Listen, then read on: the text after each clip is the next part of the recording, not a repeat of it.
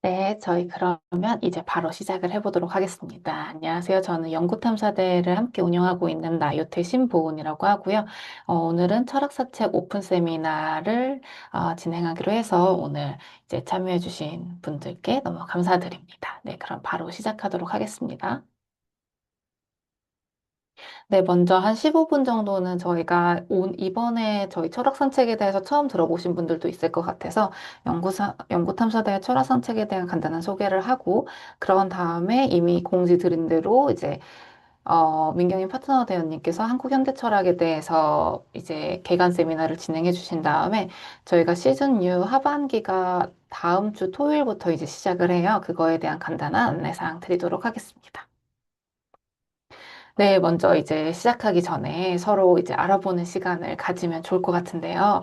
혹시 가능하시다면 여기 이 QR을 한번 찍어가지고 들어와 주실 수 있을까요? 저희가 슬리도 링크도 같이 전달 드리도록 하겠습니다. 음,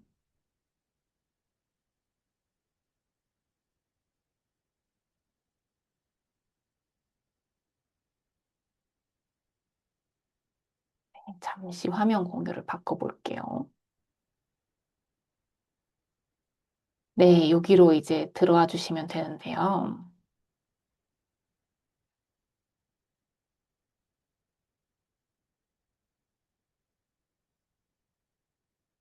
혹시 다 들어오셨을까요?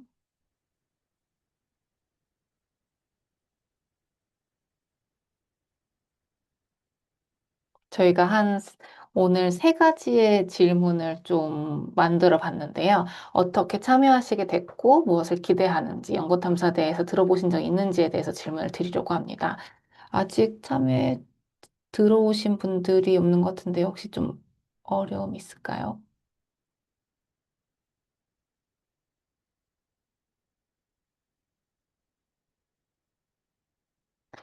네, 윤상님께서 대화방에도 링크를 바로 전달 드려가지고, 그 링크에 들어가 주셔도 됩니다.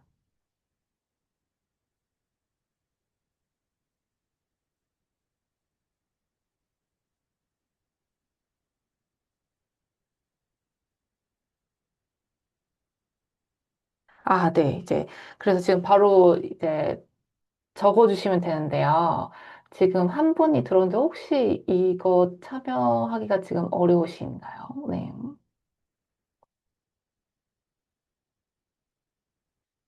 네, 지금 두 분이 지금 참여를 해주셨는데요. 혹시 다른 분들도 대화방에 있는 링크에 들어가시면 바로 확인하실 수 있습니다. 오늘 어떻게 참여하게 됐는지를 여러분들께 듣고, 그리고 나서 같이 이야기를 나눠보면 훨씬 좋을 것 같은데요.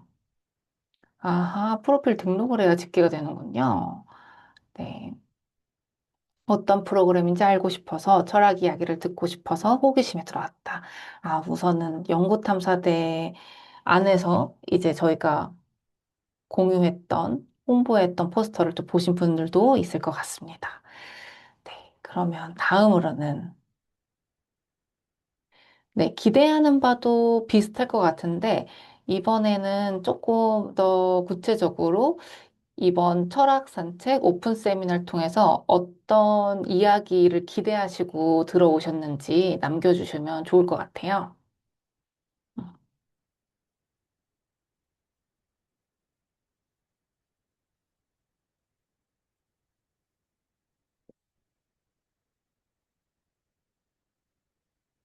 철학이 뭔지 알고 싶다. 네, 철학에 대한 개념에 대해서, 정의에 대해서 좀 알고 싶으시다는 분이 있었고요. 네.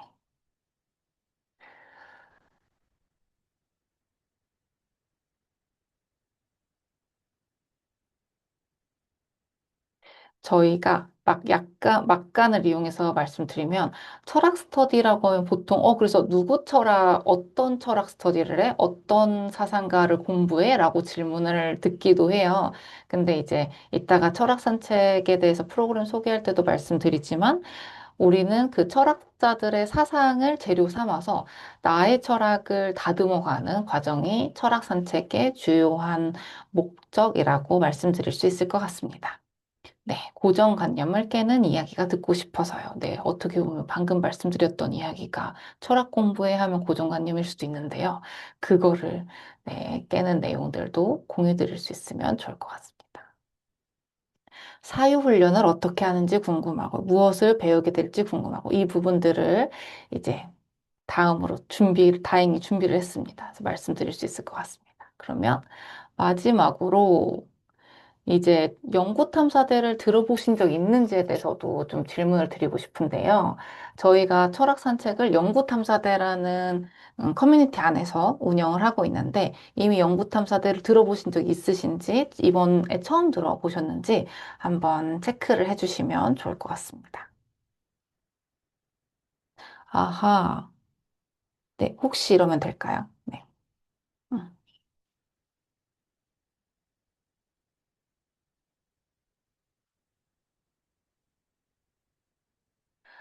왠지 한 분은 들어보신 적이 없고, 나머지 세 분은 들어보신 적이 있는 것 같고요. 다섯 분이 돼서 3대 2인 것 같네요. 네. 다행히 연구탐사대에 대해서 살짝 소개하는 시간을 가져도 좋을 것 같습니다. 네. 그러면 저희 바로 시작을 해보겠습니다. 먼저 아마 다섯 분 다 연구탐사대를 이미 알고 계셨다고 하면 이거를 지나가려고 하는데 3대이기 때문에 간단하게 연구탐사대에서 소개해드리도록 하겠습니다. 저희는 사회 문제를 해결하는 연구를 하는 사람들을 위한 커뮤니티고요. 사실 연구자를 위한 커뮤니티라고 말하지 않고 사회 문제를 해결하기 위해서 고민하고 탐구하고 대안을 발견하는 이 일련의 연구와 이 일련의 과정들을 저희는 연구라고 생각하고 그 연구를 하는 사람들을 위한 연구 훈련 커뮤니티가 연구탐사대라고 말씀드릴 수 있을 것 같습니다. 그래서 저희는 총 이런 단계를 거쳐서 연구자들과 함께하고 있어요. 그래서 예언자 먼저 우리가 문제를 해결하기 위한 연구자가 되기 위해서 예언자적 연구자로 세워지고 그리고 학술 논문이 아닌 학술 연구를 넘어서 현장에 필요한 지식, 솔루션 IP를 만드는 과정을 거쳐서 직접 자기만의 솔루션 지도를 그려보고 그 다음에 이걸 중심으로 함께하는 사람들을 만나면서 다음 여정을 계획하는 그러면서 자연스럽게 문제 해결 연구 공동체가 만들어지는 걸 상상하면서 연구 탐사대를 운영을 하고 있고요. 이를 위해서 저희는 총 세 가지의 프로그램을 운영하고 있습니다. 먼저 연구를 한 번도 배워보지 못하셨던 분들, 하지만 연구를 통해서 문제 해결에 앞에 나아가고 싶으신 분들을 위해서 부트캠프라는 12주 과정의 실천형 연구 훈련 프로그램을 운영을 하고 있고요. 그리고 저희가 이 모든 연구 여정 안에서 우리가 예언자적 연구자, 사회 문제를 해결하는 연구자가 되기 위해서 어떤 연구자에 대한 정체성, 자기다움을 가져가야 되는지에 대한 사유훈련을 할 수 있는 철학 산책, 그리고 연구자로서 문제 중심의 연구를 직접 수행할 수 있는 펠로우십 이 세 가지 프로그램을 운영하고 있습니다. 이 중에서 오늘 여러분들은 철학 산책의 오픈 세미나를 참석을 해주신 거고요. 철학 산책의 주 목적은 연구자의 정체성을 찾는 사유훈련 프로그램이라고 다시 한번 강조드리고 싶습니다. 그랬을 때 우리가 철학을 공부해야 되는 이유를 이제 경희님의 발표를 시작하기 전에 좀 말씀을 드리고 싶은데요. 우리는 연구자로서 자기다움을 완성하기 위한 게 얼마나 매우 중요하다라는 생각을 가지고 있어요.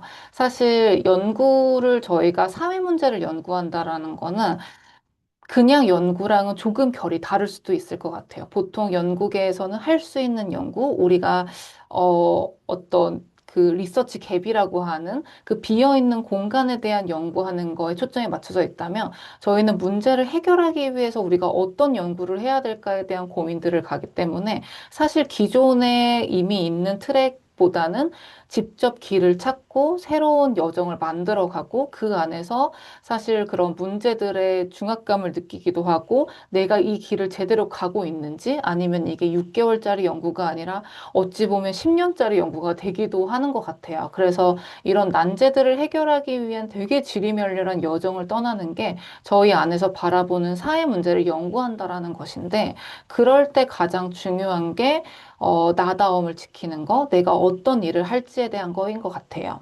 그래서 저희는 자기다움이라는 키워드를 가지고 우리가 이걸 훈련해야 된다라는 거를 정리를 했는데 그렇다면 이걸 어떻게 훈련을 할 수 있을까에 대한 고민을 하다가 철학을 보게 됐습니다. 사실 자기다움이라는 것을 이제 훈련하는 거는 이거는 지금 그 저희 함께 해주신 경희님, 파트너 대원님이 경희님의 이제 블로그에서 가지고 온 글인데요.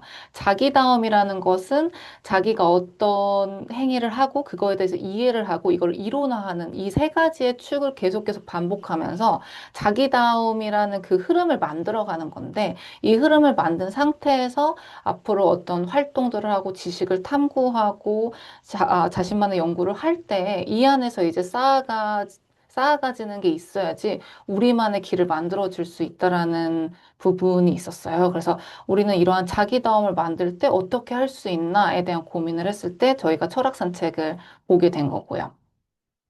근데 거기서 가장 이 자기다움을 훈련하는 가장 좋은 그 연습은 나의 사상과 아니면 내가 닮고 싶은 롤모델을 삼고 거기 안에서 나의 자기 개념을 그려나가는 과정인데 자기를 가장 많이 잘 돌아보면서 사상을 정리한 존재들은 사실 그걸 제일 잘하는 사람들이 사상가였다라는 걸 발견했고 그 시대에서 어떤 고민들을 하면서 그들의 궤적을 만들어 왔는지를 저희가 바라보면서 그렇다면 우리는 지금 우리가 직면한 이 문제에서 어떤 궤적을 만들어 가야 될까를 고민하는 게 필요하다고 생각했고, 그렇게 해서 만들어진 게 철학산책이었습니다. 그래서 저희는 이 훈련하는 방법을 총 세 가지로 진행을 하게 돼요. 먼저 이제 매주 저희가 토요일 아침 2시간을 진행을 하는데요, 온라인에서. 먼저 저희가 이제 그 한국 현대철학이라는 책을 가지고 진행을 해요. 그 책에서 소개된 사상가들의 사상을 경희님께서 1시간 동안, 앞에 1시간 동안 이 좀 깊숙하게 소개를 해주시면서 그 사상을 재료화를 하고 그거를 듣고 저희가 준비한 몇 가지의 질문들과 기법들을 활용해서 내 언어로 내가 이해한 그 사상을 표현을 하고 그리고 저희가 준비한 질문으로 나의 자기 개념을 만들어가는 시간을 가진 다음에 함께하는 분들과 이 자기의 생각을 나누는 것으로 경험을 하는 이 총 세개로 진행을 하게 되는데요. 저희가 여기서 이제 주목하고 싶은 점은 사회 문제와 연구라는 공통된 가치를 가진 사람들과 각자의 생각을 공유했을 때 저희가 서로 교류가 되지 않는 부분들이 아니라 함께 할 수 있는 거를 더 경험할 수 있는 그런 시너지가 나는 것 같아요. 그래서 저희는 경희님을 통해서 재료화를 하고 자기의 언어로 표현하고 함께 공유된 가치를 공유하는 사람들과 그 내 생각을 경험하는 이 세 가지의 루틴을 반복하면서 사유훈련을 진행하고 있습니다.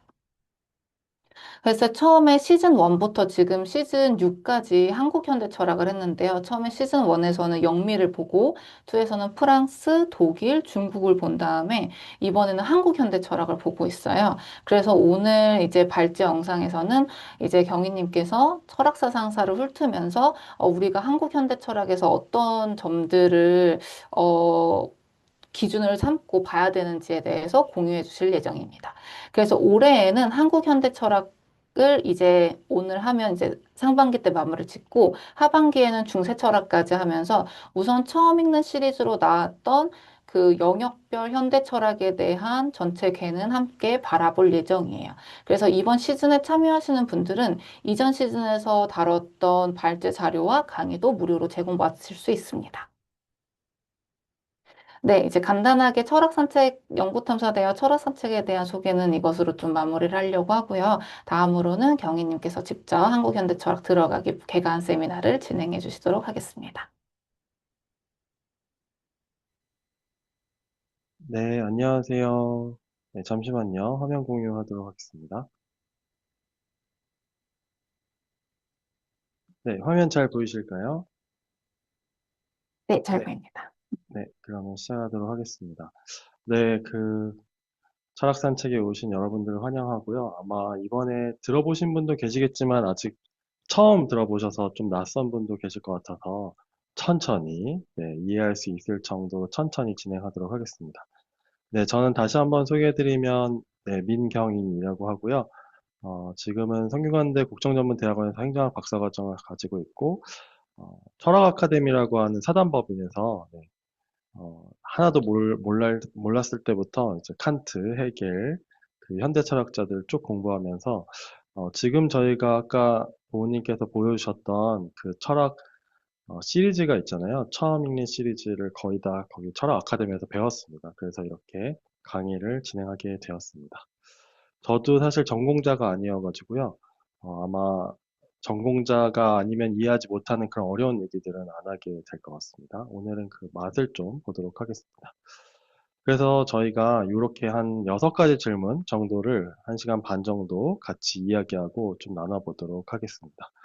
네, 아마 알 것도 같고 모를 것도 같고 이런 고민이 드실 텐데요. 보시면은 이렇게 생각하면 철학적인 거구나 라고 네, 생각하실 수 있을 것 같습니다. 시작하기에 앞서서 한 가지 좀 고민이 있는데요. 아까 철학이란 무엇이지? 라고 하셨을 때 보통 저희가 배우는 건 철학사를 배우거나요. 아니면 철학자를 배웁니다. 그래서 혹시 라캉 아세요? 뭐 헤겔 아세요? 칸트 아세요? 이렇게 얘기하는 거는 이제 철학자를 배우는 거고요. 철학사는 패러다임이 언제부터 언제까지인지, 중세 철학인지, 현대 철학인지, 고대 철학인지 이런 것들을 배우는 게 철학사라고 보면 될 것 같아요. 그래서 엄밀히 말하면 철학 자체를 배우는 거는 요즘 시대에는 거의 없는 것 같습니다. 그래서 저도 이제 저희가 쭉 철학사랑 철학자도 같이 볼 텐데 철학한다는 게 무엇인가 이런 고민들을 지금 이 시간 같이 중간중간에 해가면서 한번 보도록 하겠습니다. 네, 그러면 첫 번째 주제인데요. 나와 다른 사람을 무엇으로 구별할 수 있을까? 요거 한번 해볼까요? 저희 혹시 계시는 분들 중에 답변을 좀 주실 수 있으면 좋겠습니다. 아직 시작하지 않았으니까 혹시 이 질문에 대해서 뭐 느끼시는 대로 나는 다른 사람과 무엇으로 구별할 수 있지? 나의 고유함이란 어떤 거가 내가 다른 사람하고 다를까? 요거에 대해서 좀, 네, 채팅창에 좀 써주실 수 있을까요? 나는 이것 때문에 다른 사람과 다르다. 나는, 네, 네, 윤상님께서 생김새, 그쵸. 딱 보이자마자 생김새가 다르죠. 네, 보호님께서, 네, 윤상님께서 생김새, 보호님께서 가치관이 다르다라고 해주셨고요. 그쵸. 보이지 않는 가치관이 또 달라도 구별할 수 있겠죠. 혹시 여기 지금 참여하시는 또 분들 중에, 네, 혹시나 나랑 다른 사람 무엇으로 구별할 수 있지? 이런 얘기를 좀 써주실 수 있을까요? 네, 저희가 1시간 반을 하기 때문에 네, 듣고만 있으면 아마 매우 졸릴 거예요. 네. 네. 은상님께서 여태까지 겪어온 경험과 감각. 그렇죠. 경험, 감각, 생김새, 가치관. 네. 그러게요. 이게 바로 좀 철학적인 질문이 바로 이런 질문이에요. 내가 다른 사람하고 다르다고 할 때 어떤 게 다르고 어떤 게 같아서 나라고 얘기할 수 있지? 그래서 요거를 좀 정리해보면 정체성이라고 볼 수 있을 것 같아요. 그러면 나는 나를 스스로 혹은 다른 사람이 나를 어떻게 정체성을 지우지? 혹은 나는 같지? 요런 게 이제 철학적인 질문이라고 볼 수 있는데요. 한 단계 더 들어가 보도록 하겠습니다. 캐나다의 종교 철학자인 찰스 테일러가 현대성이다. 영어로 하면 모던이다 라고 했을 때 두 가지의 특징을 얘기하는데요. 첫 번째 보시면 in worldness는 내면성이라고 얘기합니다. 그러니까 우리 안에 다른 사람이 알 수 없지만 깊숙이 내면의 공간이 얼마나 넓고 얼마나 깊냐에 따라서 현대인이냐 현대인이 아니냐를 볼 수 있다는 거죠. 그래서 내가 다른 사람과 다르다고 할 때 아까 윤상님께서는 생김새라고 하셨는데 그 생김새에서도 내가 지금 머리 스타일, 안경 쓰는 거, 옷 입는 거 이런 생김새는 사실 내면에서 내가 누구인지를 정의해야 그럼 나를 어떻게 보여주지? 이런 생각들을 이제 하게 돼서 생김새가 달라지게 되죠. 근데 만약에 나는 지금 여기 모인 사람하고 같은 존재가 돼야 돼. 같은 느낌을 줘야 돼 라고 하면 교복을 입던가 똑같은 옷을 입던가 똑같은 헤어스타일을 하겠죠. 그래서 다시 돌아오면 내면에 내가 어떤 구조가 됐거나 어떤 결을 가지고 있느냐가 현대인들의 특징이라고 합니다. 혹시 저는 전라도 해남에서 태어났는데 다른 분들은 혹시 서울에서 태어나신 분 계실까요? 네, 아마 계실 것 같은데 예전에 잘하다 보면 되게 촌사람이라고, 촌티 난다고 그런 얘기를 많이 들었을 때가 있어요. 혹시 그런 얘기 들어보신 적 있으실까요? 네, 어떻게 보면 도시에서 자란, 저도 이제 도시에서 자라긴 했지만, 네, 시골은 이제 해남인데, 도시에서 자란 사람들은 다른 사람이 나를 어떻게 생각하는지를 알죠. 소위 말하는 메타인지가 되죠. 그 연구 중에 코스모폴리탄에서 성장한 사람들의 내면성을 연구한 게 있는데요. 그걸 보면은 100만 명 이상이 살고 있는 도시에서 자란 사람들은 항상 머릿속에 5명에서 10명 이상이 들어있대요. 무엇을 하더라도 이 사람들이 보고 있다라는 걸 인식하고 무엇을 선택하더라도 이게 경쟁이라는 거를 인식하면서 선택을 한다고 해요. 그 얘기는 내면이 도시 혹은 현대일수록 더욱더 발전하게 된다는 걸 기반으로 하고 있습니다. 문학에서는 이게 어떻게 나타날 것 같으세요? 문학에서는 이 내면성이 혹시 소설을 읽으시거나 요즘에 뭐 일본 소설도 좋고 한강 작가님 것도 좋고 읽어보시면 독특하게 현대성을 보여줄 수 있는 내면을 보여줄 수 있는 부분이 있습니다. 혹시 어떤 것 같으세요? 소설을 보시다 보면 아, 네, 그렇죠. 네, 맞습니다. 독백이 있습니다. 네. 혼자 하는 독백, 혼자 하는 이야기, 그리고 위대한 개츠비에 보면은 닉이라는 주인공 아니지만 사실 실제 주인공인데 닉이 항상 생각을 하죠. 자기 마음속을 생각을 하고요. 개츠비를 보면서 판단을 하고 관찰을 하고 또 생각을 해요. 그렇게 보면 이게 1900년대 초부터 나왔던 현대 소설의 특징이거든요. 그 전 소설들을 보면 내면의 독백이 아니라 사건들의 서사가 그냥 쭉 이어집니다. 뭐 괴테는 어디를 갔고, 뭐 몇 번째 지옥을 갔고, 단테는 뭐 네 번째 지옥을 갔다가 그 다음에 누굴 만났고 이렇게 되는데요. 이제 현대 소설이 오면 그 시점에서 나는 나 스스로가 매우 왜소하다고 느꼈다. 왜 왜소하다고 느꼈을까? 그건 아마도 예전에 내가 그런 경험이 있었기 때문이다. 이런 식으로 독백을 가거든요. 그래서 현대성이라고 하면 내면을 되게 중요하게 여깁니다. 이게 바로 현대가 등장하게 된 두 가지의 특징 중에 한 가지인데요. 혹시 요거 한번 구별해 볼 수 있을까요? 어, 공간, 스페이스하고 장소, 플레이스. 요 두 개를 좀 구분해 보실 수 있을까요? 장소와 공간, 스페이스와 플레이스. 요 두 개가 좀 어떻게 다를까요? 뭐 쉽게 넣어보면 내면 공간이라고 하나요? 아니면 내면 장소라고 하나요? 아, 네, 부모님께서는 위치성이 있느냐 없느냐. 네, 장소는 2차원, 공간은 3차원. 아, 네, 감사합니다. 네, 네, 물리적 개념과 상징적인 개념. 네, 그것도 너무 좋네요. 네, 맞습니다. 요걸 종합해 보면 장소는 특정한 시간대, 특정한 위치에 존재하는 실제이고요. 공간은 그렇지 않고 보이지 않고 우리가 상상할 수 있는 무한의 어떤 곳입니다. 그리고 이 내면성이 깊어질수록 내적 공간, 네, 이너 스페이스가 넓어진다고 하죠. 요것도 사실은 현대성이 만들어낸 발명품입니다.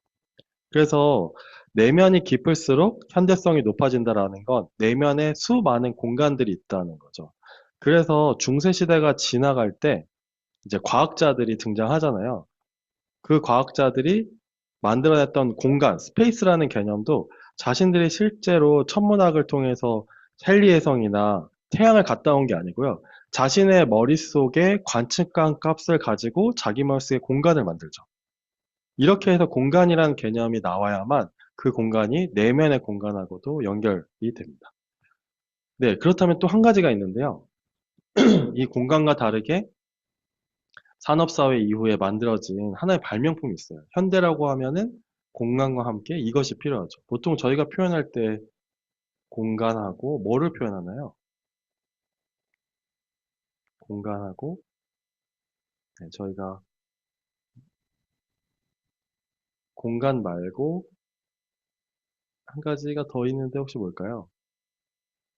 예를 들면 네, 그렇죠. 시간입니다, 여러분. 그 산업혁명에서 가장 큰 발명품은 시계이고요. 그래서 시간이라는 개념도 사실 생각해 보시면 다 주관적이거든요. 근데 시계가 똑같이 간다는 걸 믿고 1초는 요만큼의 시간이라고 잘라놓은 거죠. 네, 그래서 시간과 공간은 사실 현대의 발명품이라고 보시면 됩니다. 그래서 그 전통적인 시대로 가면 공간 개념보다는 장소, 시간 개념보다는 약속이 중요하고요. 그리고 현대를 넘어가서 포스트 모던이 되면 이 두 가지 공간과 시간 개념이 다 깨집니다. 그래서 포스트 모던 사상, 건축, 음악에서는 공간도 깨지고요. 시간도 깨져서 이게 어떻게 연결되는지 전혀 알 수 없는. 예를 들면 그 DDP, 동대문의 DDP 있잖아요. 거기 입구가 어디 있나요? 가보신 분? DDP의 입구가 어디 있나요? 네, 사실 입구가 어디 있는지 잘 모릅니다. 네, 알 수 없습니다. 이게 들레즈의 공간 개념을 차용해가지고 원래 앞면이 입구인데 그 앞면을 다 없애버렸어요. 네, 이게 이제 포스트 모던의 특징이죠. 그러다 보니까 이런 내면성을 가지다 보니까 우리가 계속해서 보고 있는 현대 철학은 그럼 그 내면에 무엇이 담기느냐가 이제 현대 철학의 핵심이에요. 이 내면에 신이 담기느냐, 아니면 다른 사람이 담기느냐, 아니면 내가 지금까지 경험한 게 담기느냐, 나의 언어가 담기느냐, 아니면 이미지가 담기느냐. 그거에 따라서 현대 철학의 갈래가 이렇게 나눠진다고 볼 수 있습니다. 그리고 방금 저희가 본 것처럼 시간과 공간이 이제 만들어졌잖아요. 그러면 이 두 번째 특징인 시간, 공간에 따라서 미래를 이제 예측할 수가 있게 됩니다. 그러니까 내일은 뭐 하고, 모레는 뭐 하고, 요즘에는 다 한 달 후, 뭐, 두 달 후, 세 달 후까지 계획이 돼 있죠. 지금 저희 철학 산책도 5주간의 계획이 돼 있거든요. 이게 Affirmation of Ordinary Life라고 해서 일반적인 보통의 삶에 대한 확실성을 가지고서 살아가는 삶이 현대인의 삶입니다. 그 얘기는 우리는 계속해서 미래를 투사하고 있고요. 그 미래가 확실하지 않으면 이제 불안감을 가지게 된다는 거죠. 그러면 어떠세요? 내일 무슨 일을 할지 모른다라고 할 때, 만약 내일 직업이 없다고 하면 불안하죠. 내일 혹시 시험이 있다라고 하면 불안하죠. 왜 불안할까요? 생각해 보시면 이미 저희는 내일의 어떤 시점에 가 있고요. 그때 내가 뭔가 못할 것 같아서 불안하게 되죠. 그래서 이게 이제 키에르케고르 같은 경우에는 우리 내면에 신이 담겨 있지 않아서 불안한 거다라고 얘기하는 사람도 있고요. 알랭드 보통 같은 사람은 불안이라는 책에서 다른 사람과 비교하기 때문에 확실하지 못한 것 같아서 불안한 거다. 이런 얘기를 하죠. 그래서 이 두 가지의 개념을 보면 이제 갇혀진 시간과 공간을 탈피하는 게 탈현대라고 하면 시간과 공간이 정해진 거 안에서 나의 내면을 여러 가지로 규칙적으로 쪼개서 잘 폴더링 해놓고 담아놓는 거. 요게 현대라고 보면 됩니다. 그래서 이런 관점에서 보자면 프랑스 현대 철학, 독일 현대 철학, 네, 그리고 중국 현대 철학, 한국 현대 철학은 그럼 그 내면에 뭘 담았을까? 이런 고민들을 해보면 이제 현대 철학이 좀 네, 이해가 되실 것 같습니다. 그래서 현대 철학 관련해서는 한나 아렌트의 정신의 삶이라든지 자아의 원천들 혹은 문명화 과정이나 최근에 돌아가셨죠. 위리겐 하버마스의 이런 책들을 이제 보시면 현대라는 개념이 시간과 공간의 이 실과 날줄을 어떻게 엮었는지 이제 보실 수가 있습니다. 특히 이 한나 아렌트의 이 정신의 삶을 어려운데 한번 보시기를 추천드리고요. 여기 안에 보면 우리가 의지를 가지고 있다고 하잖아요. 그 의지도 사실 발견되었다고 합니다. 언제쯤 발견됐을 것 같으세요? 뭔가 우리가 뭔가 할 수 있다, 의지 있다, 의지력을 가진다. 이렇게 얘기할 때 사실 이 의지도 발견된 거라고 합니다. 언제 발견된 것 같으세요? 내가 뭐 뭔가를 할 수 있다라는 생각이 언제 때부터 있었을 것 같으세요? 나는 뭐를 할 수 있다. 이런 생각들. 네. 힌트는 중세시대인데요. 중세시대의 가장 유명한 신학자 하면 떠오르는 분이 있을까요? 네. 어거스틴이라고. 네, 아우구스티누스라고. 어거스틴이 참회록이라는 책에서 네, 이 의지에 대한 얘기를 합니다. 그래서 어거스틴은 사실 지금 현대에도 이렇게 불려지는 게 참회록 자체가 사실 고백록이거든요. 그때 이미 현대성의 어떤 특징들을 보여주죠.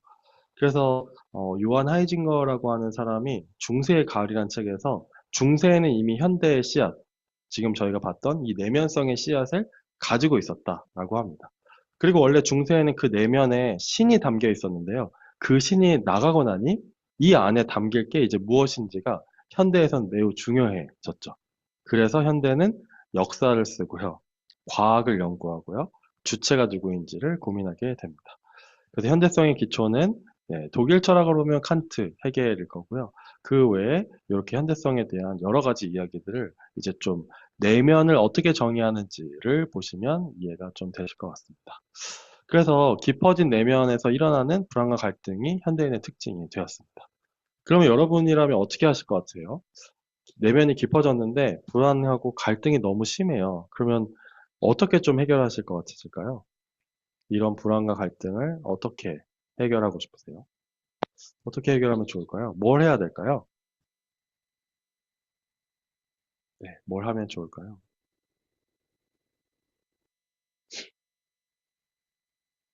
네, 실체를 알아내야 될 것 같아요. 네, 소확행. 네. 네. 그래서 말씀하신 대로 실제로 존재하는 것들 내 안에 넣던지 아니면 경험하던지 아니면 네, 은사님께서는 변하지 않는다는 확신이 있는 강한 믿음을 가질 기준을 그렇죠. 그래서 가족 혹은 신앙 등등 맞습니다. 이렇게 보면 현대인들은 끊임없이 이 무엇인가 빈 공간을 채우려고 찾아다닌다라고 보통 보죠. 네. 그러면 이걸 해결할 수 있는 방법이 있을까요? 이런 고민들을 이제 현대인들이 하게 됩니다. 특히 이런 고민을 제일 많이 했던 사람이 프랑스 현대 철학 1장에 나오는 샤르트르입니다. 그 샤르트르가 싸웠던 건 본질이 실존 앞에 있다라고 하는 오래된 전통적 철학인데요. 요거는 뭐냐면 여기 써 있는 것처럼 본질주의라고 합니다. 본질주의는 어떤 존재가 실존하기도 전에 그 존재의 고유한 특성이나 목적 또는 본질이 미리 정해져 있다는 것이다. 요게 본질주의이고요. 요건 쉽게 생각하면은 뭐 기독교나 불교에서 얘기하는 신, 진리의 개념이 우리가 존재하기도 전에 이미 존재했다. 요렇게 생각하는 거죠. 그러면 요렇게 되면 어떻게 될까요? 우리가 불안한 거는 우리 내면에 원래 존재했어야 되는 신이나 어떤 신념이나 진리가 없기 때문에 진리를 담아야 된다라고 얘기하고 요게 이제 현대 신학으로 발전하게 되죠. 근데 만약에 그게 아니라면 뭘 담을까요? 요런 고민들이 이제 실존주의자가 했던 부분입니다. 그래서 샤르트르를 좀 더 보면요. 샤르트르는 이 세 가지의 존재를 얘기했는데요. 첫 번째는 즉자 존재입니다. 즉자 존재는 존재하는 사물이 나를 누구인지를 인식하지 않는 상태. 그러니까 보자마자 먹고 싶고, 때리고 싶고, 혹은 안고 싶고, 아니면은 자고 싶고, 자기 스스로의 의식을 가지지 않은 존재가 즉자 존재입니다. 샤르트르로 보면 강아지라든지, 뭐 곤충이라든지 이런 동물들은 대부분 다 즉자 존재죠. 그러면 사람 중에도 즉자 존재가 있을까요? 네, 이렇게 보시면 샤르트르한테는 중세 혹은 그 이전 사람들이 즉자 존재이고요. 네, 보호님 말씀하신 대로 아이들은 태어나서 즉자 존재라고 생각하죠.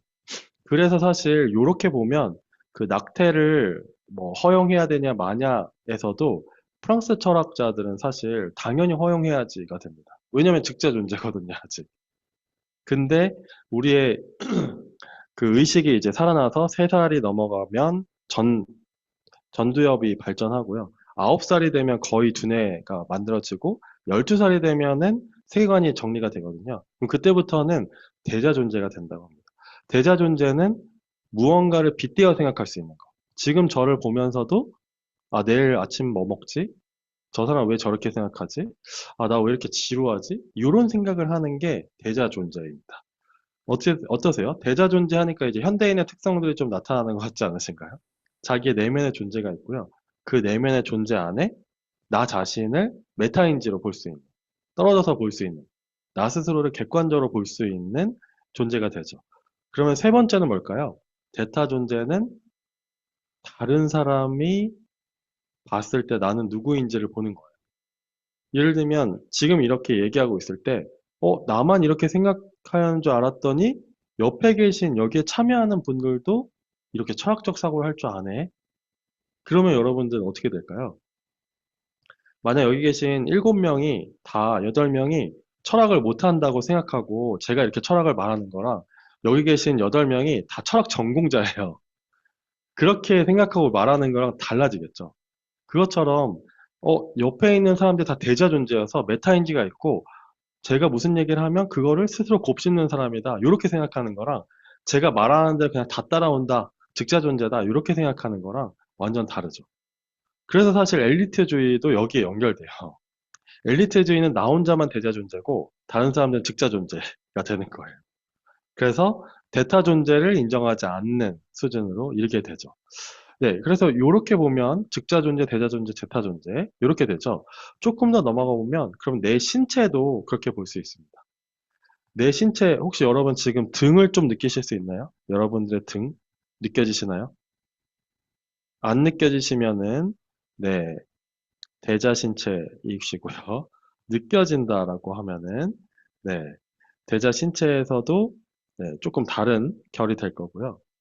네, 그래서 왜 이 얘기를 하냐면 사르트르가 등에 대한 얘기를 해요. 자기가 등이 아프기 전에는 등이 존재하는지를 몰랐는데 등이 아프니까 내 뒤에 붙어 있구나라는 생각을 하게 된다는 거죠. 근데 재밌는 건 그렇게 아픈 등이 있으니까 내가 실존한다는 걸 깨닫는다는 거예요.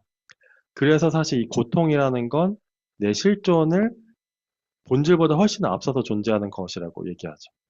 그래서 이렇게 보면은 두 가지가 이제 나옵니다. 첫 번째는 다른 사람이 나를 어떻게 보든 초월할 거냐. 아, 그래, 그렇게 볼 수 있지. 근데 난 나야. 나는 나. 이렇게 볼 건지.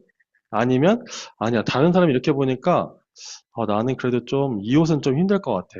이렇게 생각하는 동화. 두 가지. 타인과 나의 존재에서 초월하거나 동화하거나 두 가지 중에 하나라고 합니다. 혹시 여러분 제가 지금 보이는 이 옷이 되게 깃털이 달린 옷 같이 보이는데, 제가 이거 입을 때 이제 나이가 먹어가지고 좀 고민이 됩니다. 지하철을 타도 저 사람 왜 저러지 이런 생각이 드는데 제가 네, 좀 젊었을 때는 초월이었거든요. 누가 뭐라고 하든 그래서 막 빨간 바지도 입고 다니고 했는데 요즘은 검은색이 그렇게 좋답니다. 네, 동화되었죠. 네, 그래서 샤르트르는 이 초월과 동화 가운데 인간은 계속해서 고민한다라는 거죠. 그래서 뭐라고 하냐면 우리가 내면이 약간 비어 있잖아요. 근데 순간 만약에 여러분이 좋아하는 사람이 앞에 등장했다고 생각해 보세요. 사랑하는 사람이 뭐가 들어올까요? 진짜 사랑이 이제 그 아드레날린이 폭발하고 네, 세라토닌가 이게 폭발하면 어떻게 되죠? 그 사람밖에 안 보이죠. 근데 샤르트르는 그렇게 타자가 존재하는 게 내 실존을 가로막는다는 거예요. 왜냐하면 내 공간이 비어 있는데 나 스스로만 생각하기도 바쁜데 다른 사람이 등장하는 순간 내 의식이 뺏겨버린다는 거예요. 그래서 존재하는 것들이 타자가 등장하면 존재의 아니 무가 돼버린다. 그래서 존재와 무라는 개념을 얘기합니다. 이렇게 보시면 네, 현대인의 특성을 되게 잘 얘기하고 있죠. 우리의 내면이 있고 자기의 의식을 그 내면 안에서 계속해서 채워가는데 갑자기 타자가 나타나자마자 내 의식을 뺏겨버리는 거예요. 요렇게 보면 그러면 다른 사람은 나한테 어떤 존재인가요? 네, 다른 사람은 나한테는 적이 되죠. 네, 그래서 아까 제가 보여드렸던 네, 요것처럼 타인은 지옥이다. 요런 세계관이 만들어지기도 합니다. 물론 저희가 에마누엘 레비나스라고 하는 철학자는 반대로 얘기하기도 합니다. 타자의 얼굴이 바로 신의 얼굴이기 때문에 나는 그 사람을 보는 순간 바로 숭배하고 경배할 수밖에 없다. 이렇게 얘기하는 철학자도 있고요. 반대로 타인은 적이다 라고 얘기하는 철학자도 있습니다. 네, 그리고 아까 잠깐 봤던 이제 실존주의가 샤르트르의 그런 실존주의가 나를 존재하게 만드는 건 나의 생각, 나의 의식, 그리고 나의 신체라면 키에르케고르 같은 유신론적 실존주의자들은 신이 존재하는데 그 신이 존재하는 종교적 실존까지 가려면 미적 실존, 윤리적 실존, 네, 요것들을 넘어가야 된다라고 얘기합니다. 다시 얘기하면 내 안이 텅 비어 있긴 한데 처음에는 내가 쾌락을 추구하는 거 이게 1단계라면 아니야 나 이제 제대로 살아야지 이렇게 생각하는 게 2단계라면 3단계는 아니야 내가 하나님을 인식하고 신을 인식하고 신 앞에 겸손해야지 이렇게 존재하는 게 3단계 종교적 실존이라고 얘기하고요. 그 3단계까지 가지 못하기 때문에 인간은 계속 불안에 이뤄서 죽음에 이르는 병에 걸린다고 얘기합니다. 네, 요게 이제 현대인들의 특징. 그래서 여기까지 오면, 자, 이제 다시 한번 질문해 볼까요? 여러분들은 다른 사람과 구별할 수 있는, 이유는 뭐라고 생각하시나요?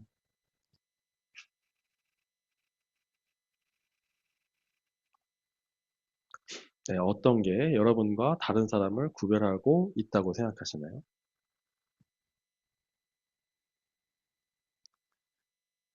네, 쉽지 않죠. 네, 여러분들 안에 이제 철학적인 네, 고뇌들이 이제 쌓이기 시작했습니다. 다음으로 넘어가 볼게요. 그러면 어쨌든 자신의 내면에 대해서 존재한다는 걸 인정하고 그 내면을 채워간다고 했을 때 주체성이라고 하면 이러한 주체성은 다시 얘기하면 그 내면성은 타고나는 걸까요? 아니면 존재하지 않았는데 형성되는 걸까요? 네, 여러분 이런 게 철학의 시작이라고 보시면 됩니다. 철학적인 질문인데요. 답이 있진 않잖아요. 근데 여러분들 내면에 어떤 게 들어있어서 여기에 대한 대답을 할지 요게 이제 꺼내는 작업들이 네, 철학적 네, 대답이라고 할 수 있겠죠? 혹시 어떠실까요? 주체성은 타고날까요? 아니면 형성될까요?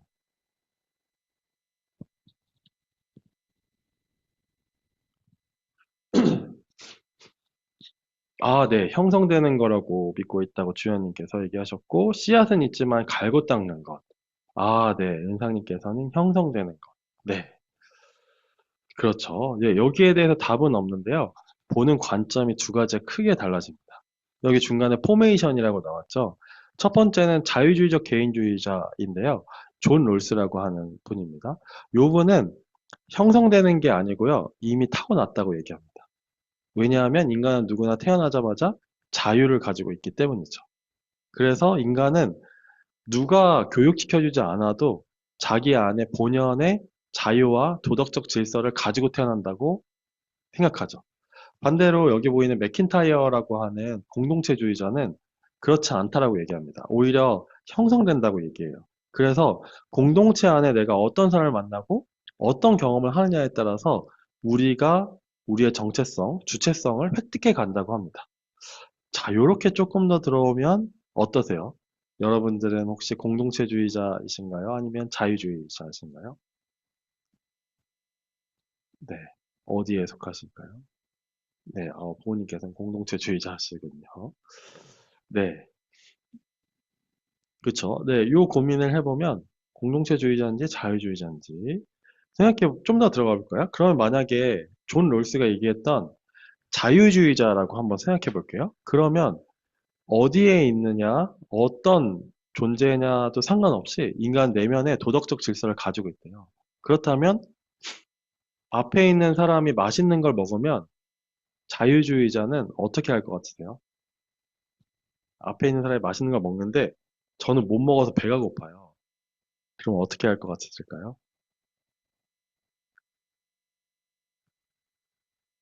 네. 여기 제가 써놓은 것처럼 네, 나눠달라고는 안 합니다. 네. 자유주의적 개인주의자여서 그거 얼마면 돼요? 저 돈 있는데 이렇게 얘기할 가능성이 크고요.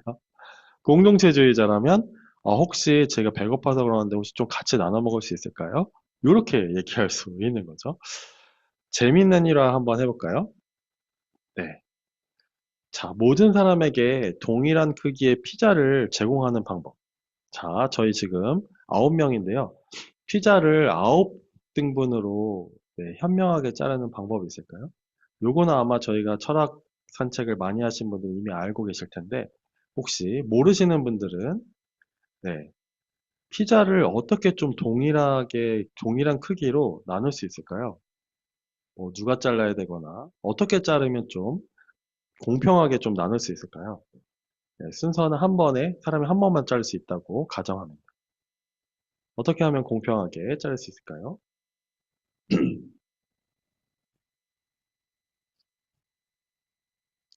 네, 어떻게 하면 될까요? 혹시 아시는 분? 네, 이게 애매하죠? 네. 맨 마지막에 먹는 사람이, 네, 처음으로 잘라요. 네, 알고 계신, 네, 답을. 감사합니다. 네, 이게 그 존 롤스가 얘기했던 무지의 베일이라는 건데요. 모든 사람이 천막이 가려져 있는 칸에 들어가 있고요. 저희 8명이 다 칸에 들어가 있는 거예요. 그리고 한 명씩 나와서 자르는데, 맨 처음 자른 사람이 맨 마지막에 먹도록 규칙을 정해놓는 거예요. 그러면 맨 처음에 자른 사람은 제가 마지막에 먹을 거니 동그란 그 피자를 가장 정확하게 반으로 자를 거고요. 두 번째 나온 사람은 자기가 마지막에 두 번째 먹을 거니 다시 정확하게 십자로 자르겠죠. 요렇게 해서 자르면 마지막에 먹는 사람은 처음에 자른 사람이어서 공평하게 피자를 먹을 수 있다.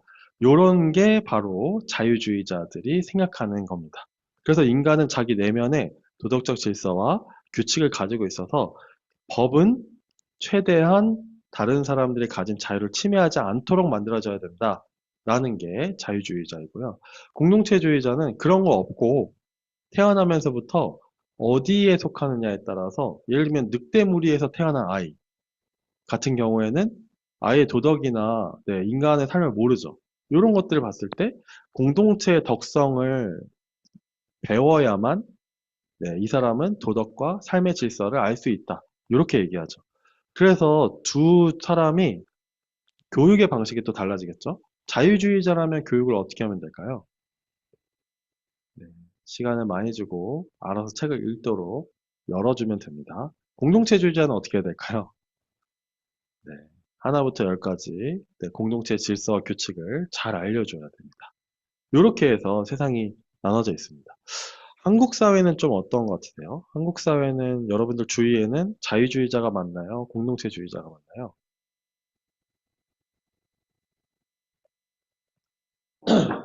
혹은 여러분들은 공동체주의자신가요? 아닌가요?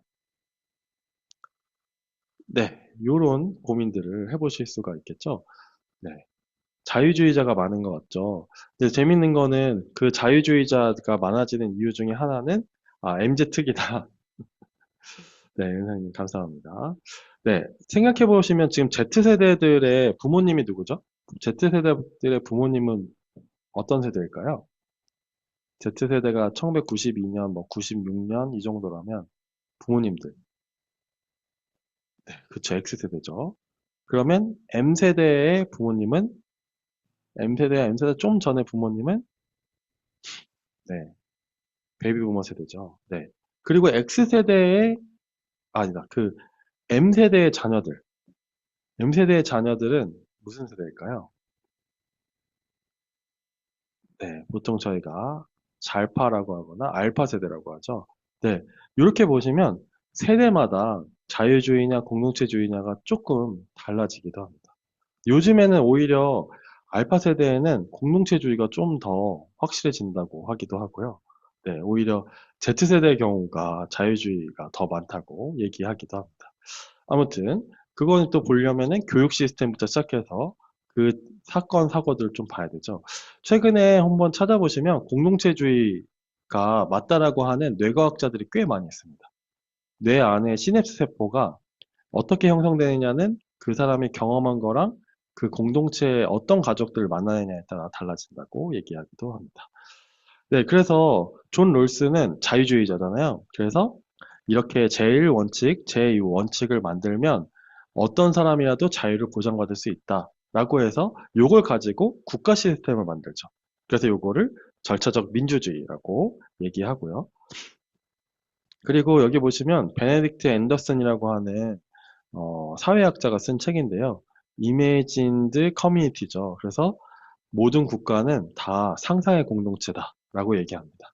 그러니까 공동체라는 게 있을 수가 없는데 그걸 상상해서 만들어냈다라고 해서 이 민족이라는 개념을 이렇게 또 설명하고 있습니다. 그리고 요 책 보시면 정치의 생각이라는 책, 요 책 보시면 어떤 세대마다 그 세대가 공유하는 개념이 다 달랐다는 거예요. 혹시 여기 계신 분들한테 제일 중요한 가치 하나만 뽑아보라고 하면 어떤 것 좀 있을까요?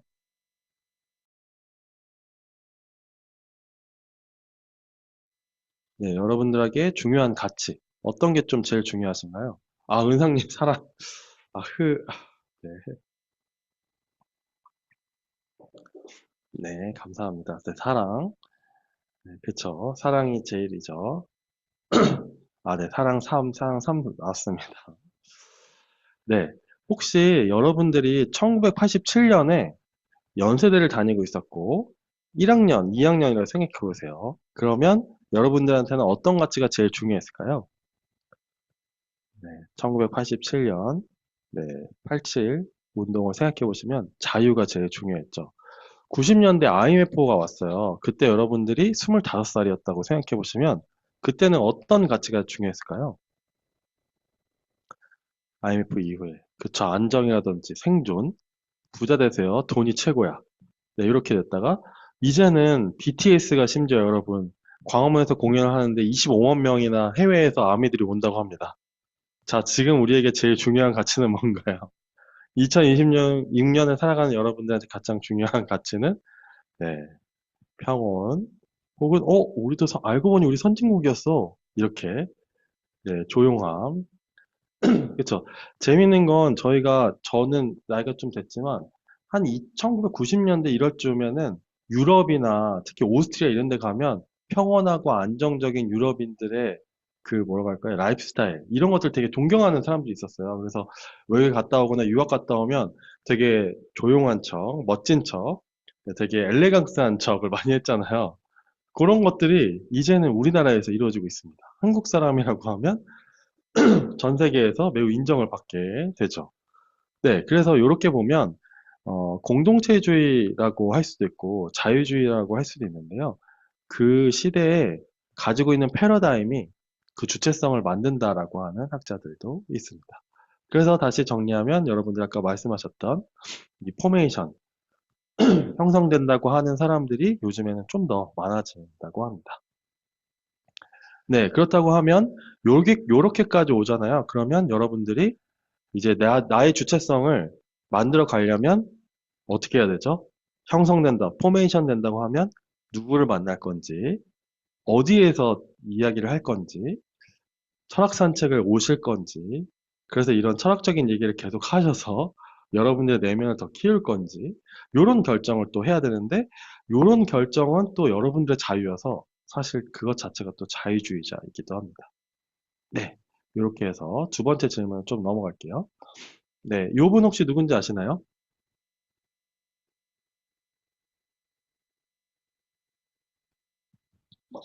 네, 마이클 샌델, 네, sak스 형님과 sak스 형님 친구 샌델 형님이죠. 네, 샌들을 신고 계신, 죄송합니다, 여러분. 제가 M세대여가지고. 네, 샌델에거 써 있군요. 그렇습니다. 네, 마이클 샌델은 그러면 자유주의자인 것 같으세요? 공동체주의자인 것 같으세요?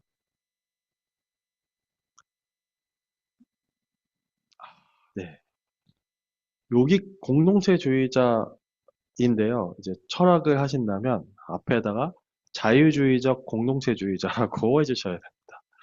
그래서 그 마이클 샌들은 모든 사람이 다 자유를 가지고 있지만 공동체에서 어떻게 합의하느냐에 따라서 그 자유가 제한되기도 하고 확장되기도 한다라고 하면서 이제 하버드에서 유명한 네, 수업을 했죠. 그래서 자유주의적 공동체주의자라고 하고요. 또 하버드에 또 한 명의 자유주의적 공동체주의자가 있는데요. 그분이 마이클 왈저라는 분입니다. 그래서 이 분들은 자유를 중요시하지만 추구하는 건 공동체주의자입니다. 네, 이렇게 해서 주체성을 넘어가고요. 자, 세 번째 한번 해볼까요? 자, 실제로 존재하는 것은 뭐라고 생각하시나요? 자, 여러분들, 뭐가 실제로 존재한다고 생각하세요? 뭐가 실제하나요?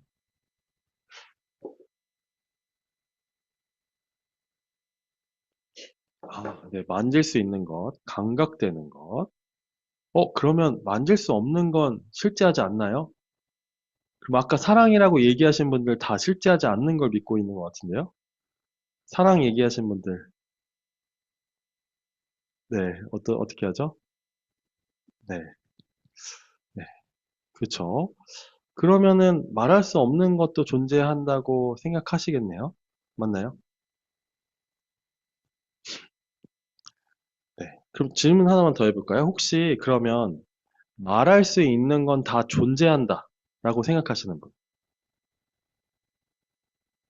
말할 수 있는 건 지금 내가 보이진 않지만 어딘가에는 존재한다 라고 생각하시는 분. 혹은 아니다. 말할 수는 있지만 존재하지 않는 것들이 존재한다. 이렇게 생각하시는 분 혹시 계실까요? 어디에 좀 속하실까요?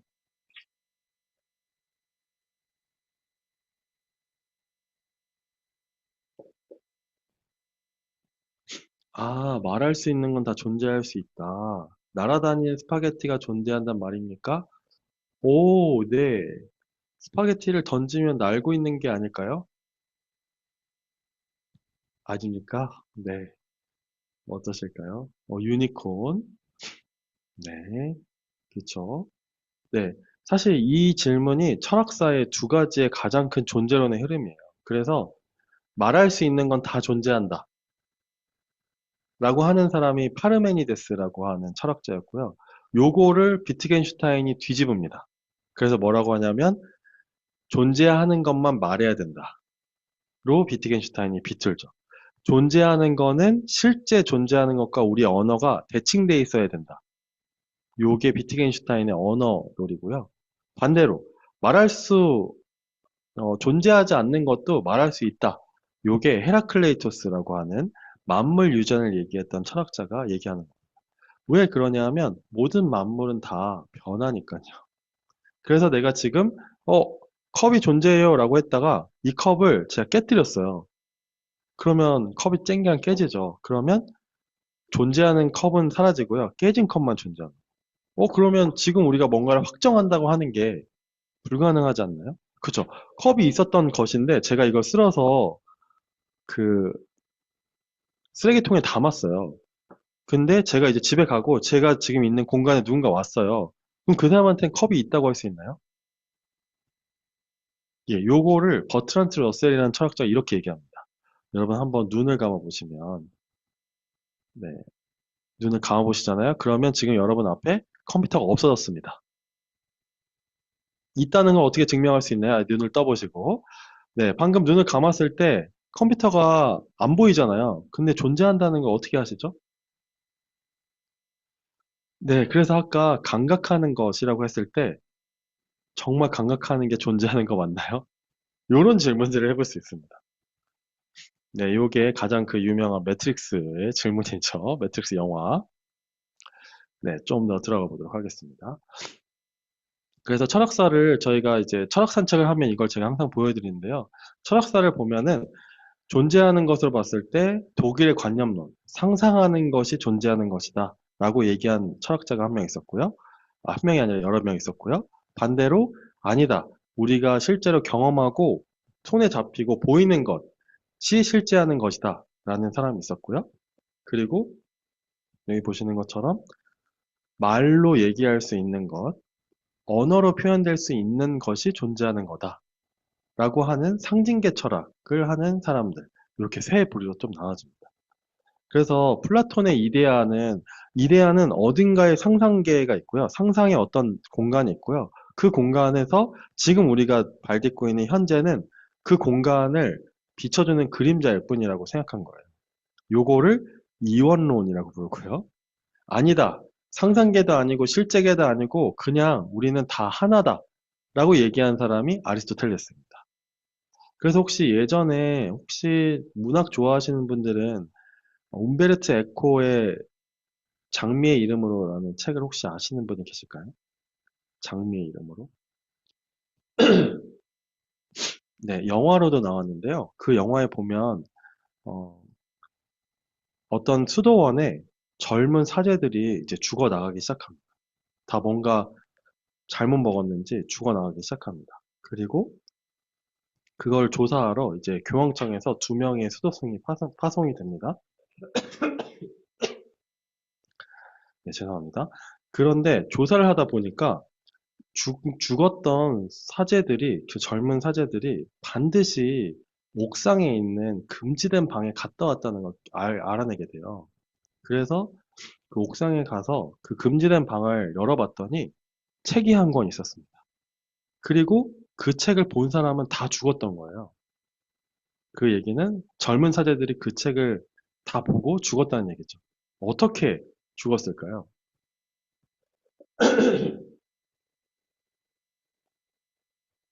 어떻게 죽었을까요? 네. 아, 맞습니다. 책에 독을 발라놨어. 책을 보면서 침을 묻혀서 넘기다가 중독되어 죽습니다. 그러면 이 책의 이름이 혹시 뭐일 것 같으세요? 이렇게 금지했어야만 하는 책, 그게 뭘까요? 네. 나중에 한번, 네, 장미의 이름으로 보시면 진짜 재미있는데요. 네, 스포일을 하자면 그 책의 이름은 아리스토텔레스의 니코마스 윤리학입니다. 그래서 아리스토텔레스가 지은 책이 결국 중세시대를 붕괴시켰다고 얘기해요. 그 이유는 천상계라고 하는 개념을 없애버리거든요. 그래서 상상계를 없애버리고요. 상징계와 실제계만 남겨놓는 게 아리스토텔레스의 철학이었죠. 그래서 이 상상계가 점점 이제 갈릴레이를 통해서 지구가 돈다, 태양이 도는 게 아니라, 그리고 저희가 아는 나는 생각한다, 고로 존재한다. 네, 데카르트와 같은 철학자들이 나오면서 네, 이 상상계에서 이제 상징계로 내려오게 되고요. 여기서 조금 더 지나가다 보면 시간이 지나면 이제 실제계, 실제 존재하는 것들만 존재한다. 그리고 우리의 모든 시작은 어떤 물질의 덩어리부터 시작해서 우리의 기관이 만들어지고 그 기관이 우리의 신체가 되고 그 신체 안에 생각이 만들어진다. 라고 하는 이런 프랑스의 철학자들이 나오게 됩니다. 그 반대로 아니다. 그렇지 않고 우리 안에는 항상 이 신이 만들어 놓은 이론과 진리, 정신, 그리고 영혼이 있다. 이렇게 또 얘기하는 사람도 있게 됩니다. 그래서 이렇게 보면 철학사가 상상계와 상징계와 실제계로 나눠져서 존재하게 됩니다. 그래서 저희가 어딘가에서 누구의 철학을 배운다고 하면 한번 이 상상계나 상징계, 실제계를 놓고 생각해 보시면 이 사람이 어디를 중요하게 생각하고 존재를 정의할 때도 실제를 존재로 우리 몸, 감각을 중요하게 여기는지 아니면 우리의 말을 중요하게 여기는지 아니면 우리의 생각이나 관념을 중요하게 여기는지 그거에 따라서 달라진다는 거를 이제 아실 수가 있을 것 같습니다. 네, 이렇게 보면 챗GPT 어떤가요? 챗GPT. 네, 라지 랭귀지 모델은 어떨까요? 네, 여기 써놓은 것처럼 네, 상징계의 특성이고요. 이 상징계는 영국과 미국 철학의 핵심이에요. 그래서 그게 이제 비트겐슈타인으로 오게 되고요. 그래서 우리가 말하는 순간, 예를 들면 빨간 코끼리라고 얘기하는 순간 여러분들은 지금 머릿속에 뭘 생각하고 계시나요? 네, 빨간 코끼리를 생각하고 계시죠? 그리고 실제로 우리가 본 실제 속에서는 빨간 코끼리가 없지만 코끼리한테 여러분들이 색깔을 입혀가지고 빨간 코끼리를 생각하고 있을 거예요. 그래서 빨간 코끼리라는 게 존재하지 않는데 우리가 말할 수 있으면 여기 보시는 것처럼 상상계랑 상징계만 있다라고 해서 요거를 이데올로기라고 합니다. 근데 만약에 진짜로 빨간 코끼리가 태어났어요. 그러면 그걸 뭐라고 하죠? 이제부터는 이데올로기가 아니고요. 그냥 존재한다고 합니다. 네, 사실이라고 얘기하죠. 네, 그래서 요렇게 좀 나눠보시면 이제 철학사의 구조를 좀 볼 수 있습니다. 요 얘기를 누가 했냐면 네, 자크 라캉이라는 사람이 했는데요. 이 라캉이 이런 얘기를 합니다. 여러분 혹시 이거 어떠세요? 인간은 타자, 4번 타자 아니고요. 다른 사람의 욕망을 욕망한다라고 얘기했대요. 요건 무슨 뜻일 것 같으세요? 인간은 다른 사람의 욕망을 욕망한다. 무슨 뜻일 것 같으실까요? 인간은 다른 사람의 욕망을 욕망한다. 앞에 있는 사람이 맛있는 거 먹고 있으면 사고 싶다? 나도 먹고 싶다? 아니면 뭐 테슬라 신형을 타고 있으면 나도 타고 싶다? 아니면 서울대 가서 나도 서울대 가고 싶다. 이런 걸까요? 네, 인정받고 싶고, 배려받고 싶고, 상대를 만족시키는 것에 오는 만족감. 네네. 우리가 원하는 것은 타인의 욕망이다. 네, 요게 쉽게, 예, 말씀하시는데 그렇게 볼 수 있는데요. 만약에 라캉이 요렇게 한번 볼까요? 라캉은 상징계가 결국엔 존재한다고 생각했어요. 그러면 라캉한테는 대타자라고 하는 사람들 중에 모든 걸 다 아우르는 타자, 이게 대타자인데요. 예를 들면 엄마라고 저희가 부르잖아요. 태어나서 3살, 2살 되면 그 엄마는 엄마들을 다 통칭해서 엄마라고 부르죠, 저희는. 앞에 있는 엄마를 얘기하지만 엄마라고 부르려면 엄마들의 엄마까지 가야 엄마라고 부를 수 있거든요. 요 학습이 안 되면 엄마라고 부를 수 없습니다. 그래서 요걸 대타자라고 해요. 아빠의 대타자. 예를 들면 동그란 원. 현실 속에서 완전 동그란 원이 존재할 수 있나요? 네. 근데 우리는 동그란 원이 존재한다고 믿고 있죠. 그래서 대타자입니다. 동그란 원의 대타자는 완전 정확한 동그란 원이죠. 그리고 이 대타자를 지워야만 네, 라캉은 진짜 자유를 얻을 수 있다라고 얘기하죠. 다시 보면 네, 여기에서 상징계에서 아이들이 언어를 배우는 순간 상상계와 실제계가 그 사람 안에 들어오면서 엄마라고 하는 관념하고요. 실제 보여주는 어떤 이 뼈대를 가진 인간 같은 존재가 이 사람을 엄마라고 부르는구나를 언어로 익히는 순간 내가 엄마 하는 순간 다른 사람이 다 공유하고 있던 엄마라는 개념을 내가 배운다고 해요. 그래서 언어를 배우는 순간 그 사람 안에는 네, 세상이 들어온다라고 얘기하죠. 그래서 이 프랑스 철학자들, 라캉주의자들은 어떻게 하면 그럼 내가 자유를 얻을 수 있냐라고 했을 때 내 안에 대타자들을 지워야만 네, 진짜 나를 알 수 있다. 이런 식으로 얘기하죠. 그래서 이렇게 보면 진짜 실제는 뭐냐면 상상계와 실제계, 상징계 요것들이 같이 만나는 지점. 요게 이제 실제라고 볼 수 있고요. 그러나 항상 우리는 어떤 지점에서 결여하고 있다라고 얘기하죠. 네, 이렇게 보는 게 자크 라캉의 철학입니다. 그래서 조금 더 들어가 보면 요건 나중에 한번 좀 더 찾아보실래요? 보시면 자크 라캉 여기 보시면은 프로이트에서 따로 나가죠. 그리고 우리가 보는 대부분의 뭐 이드, 자, 초자 이렇게 얘기하는 게 안나 프로이트의 심리학이고요. 사람들은 누구를 만나느냐에 따라서 달라진다라고 하는 대상관계 이론. 그리고 구스타프 융은 또 MBTI 같이. 이렇게 보면 프로이트에서 나왔지만요. 저희가 아까 현대성을 얘기할 때 현대성의 가장 큰 차이는 뭐라고 했죠? 내면이라고 했잖아요. 그 내면이 이렇게 분류가 됩니다. 유럽 철학에서는. 네. 그래서 내가 실제로 존재한다는 걸 뭐라고 하지 했을 때 이런 고민들이 이제 계속 드는 게 네, 이유가 있죠. 수많은 내면의 질서들과 타자와 객체와 주체와 이런 것들을 고민한 유럽 철학들이 자연스럽게 우리가 성장하는 가운데 우리의 교과서에 다 묻어 있습니다. 그래서 우리는 스스로 생각하지 않으면 교과서나 책에 대해서 즉자 존재가 되는 거죠. 그래서 질문할 수 없는 사람은 즉자 존재이거든요. 질문을 할 수 있을 때야 비로소 대자 존재가 되고요. 그 질문을 다른 사람은 어떻게 생각할까를 생각할 때 네, 대타 존재가 됩니다. 그래서 철학은 어떻게 보면 지금까지 우리가 당연하다고 느꼈던 것들을 당연하지 않게 느끼는 거, 여기는 게 철학이라고 보실 수 있을 것 같습니다. 요게 철학적 사고의 핵심인 것 같아요. 그래서 이후에 연구탐사대를 하신다고 하면 기존의 사람들이 이건 사회 문제야 라고 하는 것들을 그러면 왜 뭐가 문제인데? 부터 시작해서 왜 이거는 문제인데 문제라고 안 할까? 혹은 저 사람들은 왜 저렇게 행동할까? 저렇게 행동했을 때 어떤 문제가 생기지? 반대로 저 사람들이 저렇게 행동하지 않는다면 어떤 세상이 펼쳐질까? 이런 고민을 하는 게 사실 철학적 사고의 핵심입니다. 그래서 철학을 하지 않으면요, 질문이 생기지가 않습니다. 네, 편안하고 안정된 삶을 누리면 누릴수록 질문은 점점 사라진다는 얘기가 또 거기에서 나오죠. 네, 그래서 프랑스 현대철학은 이렇게 전개되는 것들을 저희가 쭉 공부했어요. 그래서 혹시 나중에 저희가 처음 프랑스 현대철학에 대해서 그것들 다 했는데요. 나중에 혹시 영상이나 강의안들로 쭉 한번 보시면 될 것 같습니다.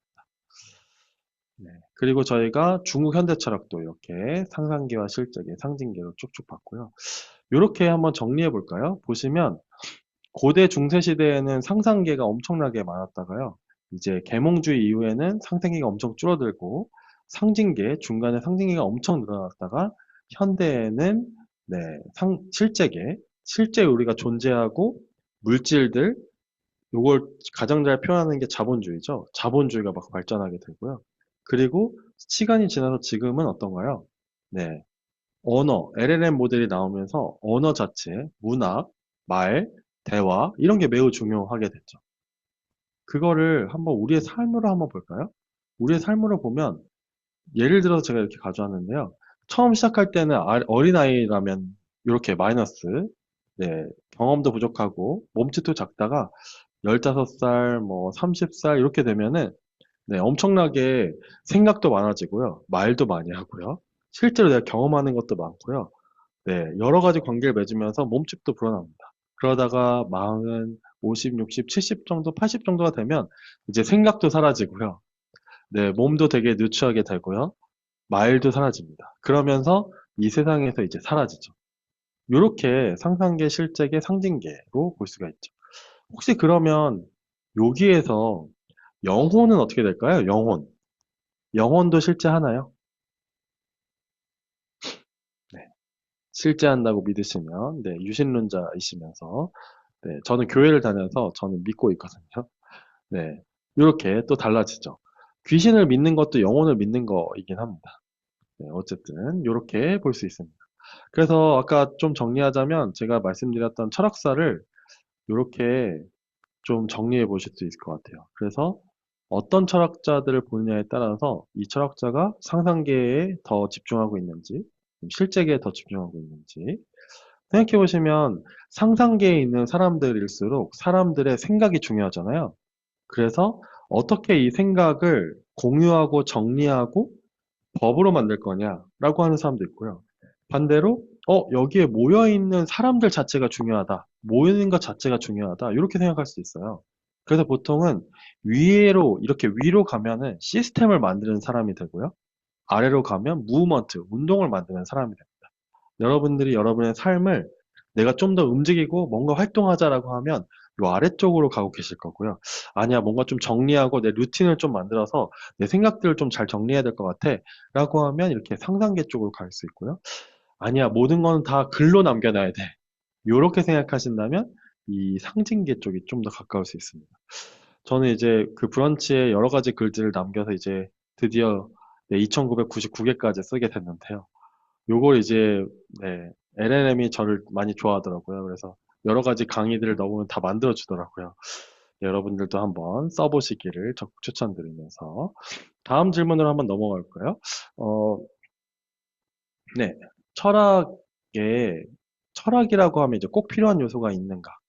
네, 요거 한번 질문해 볼까요? 요게 아마 여러분들이 제일 알고 싶어 하던 철학 도대체 철학이란 뭐예요? 이렇게 할 때 꼭 필요한 요소가 있습니다. 네, 혹시 뭐라고 생각하실까요? 철학하면 필요한 요소가 요건 꼭 들어갑니다. 요게 없으면은 철학사든 철학자든 그리고 우리가 고민하는 모든 것들이 여기에서 나옵니다. 네, 주연님 질문. 혹시 뭐에 대한 질문일까요? 뭐에 대한 질문 맞습니다. 뭐에 대한 질문일까요? 네, 존재에 대한 질문. 네, 감사합니다. 네, 질문 그 자체만 떠올랐어요. 네네. 질문 그 자체만 떠올라도 생각해 보시면 질문이라는 걸 떠올리셨을 때 머릿속에 뭔가가 이렇게 떠다니실 거거든요. 네, 현실에 대한 문제인식. 네, 문제인식 너무 좋습니다. 네. 요게 알듯하면서 모를 것 같아서 정리했는데요. 철학은 넘어가면 이렇게 세 가지가 가장 중요한 3요소라고 보통 합니다. 존재, 인식, 가치. 그래서 은상님이 얘기했던 문제 인식 있잖아요. 인식이 인식론이고요. 현실에 그러면 뭘 현실로 볼 거냐. 더 들어가면 현실에서 어떤 걸 존재로 볼 거냐 이잖아요. 아까 저희가 진짜로 존재하는 것, 실제하는 게 뭐냐라고 했을 때 감각하는 것이죠. 그러면 감각하는 현실에서 문제의식은 감각되는 것만큼의 문제의식일 텐데 만약에 아까 사랑 1, 2, 3이 있었죠. 사랑도 현실 안에 있다면 그럼 문제인식이 달라지죠. 사람들은 아파하는데 우리한테는 사랑이 필요해. 그럼 사람들을 어떻게 사랑하게 만들 수 있을까? 라는 게 문제인식일 건데요. 만약에 사랑 같은 거 필요 없어. 사랑은 없어, 이제. 내 인생에. 막 이러면.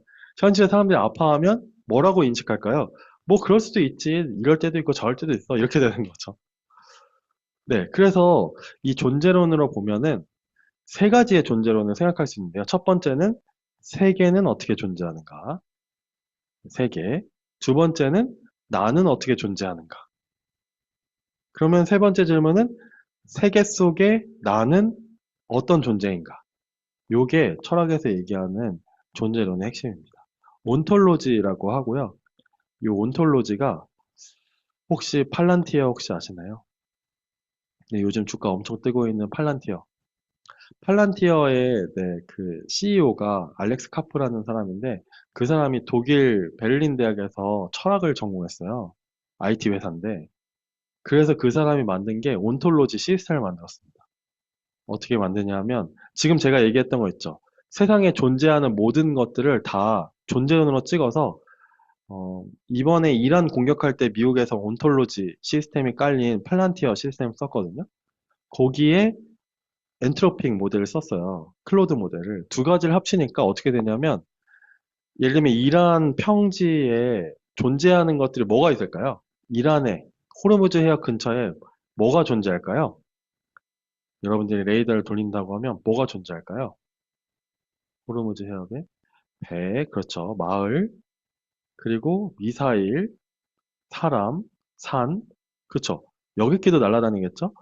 그러면 그 온톨로지 시스템은 그 모든 것들 다 존재론으로 다 잡아요.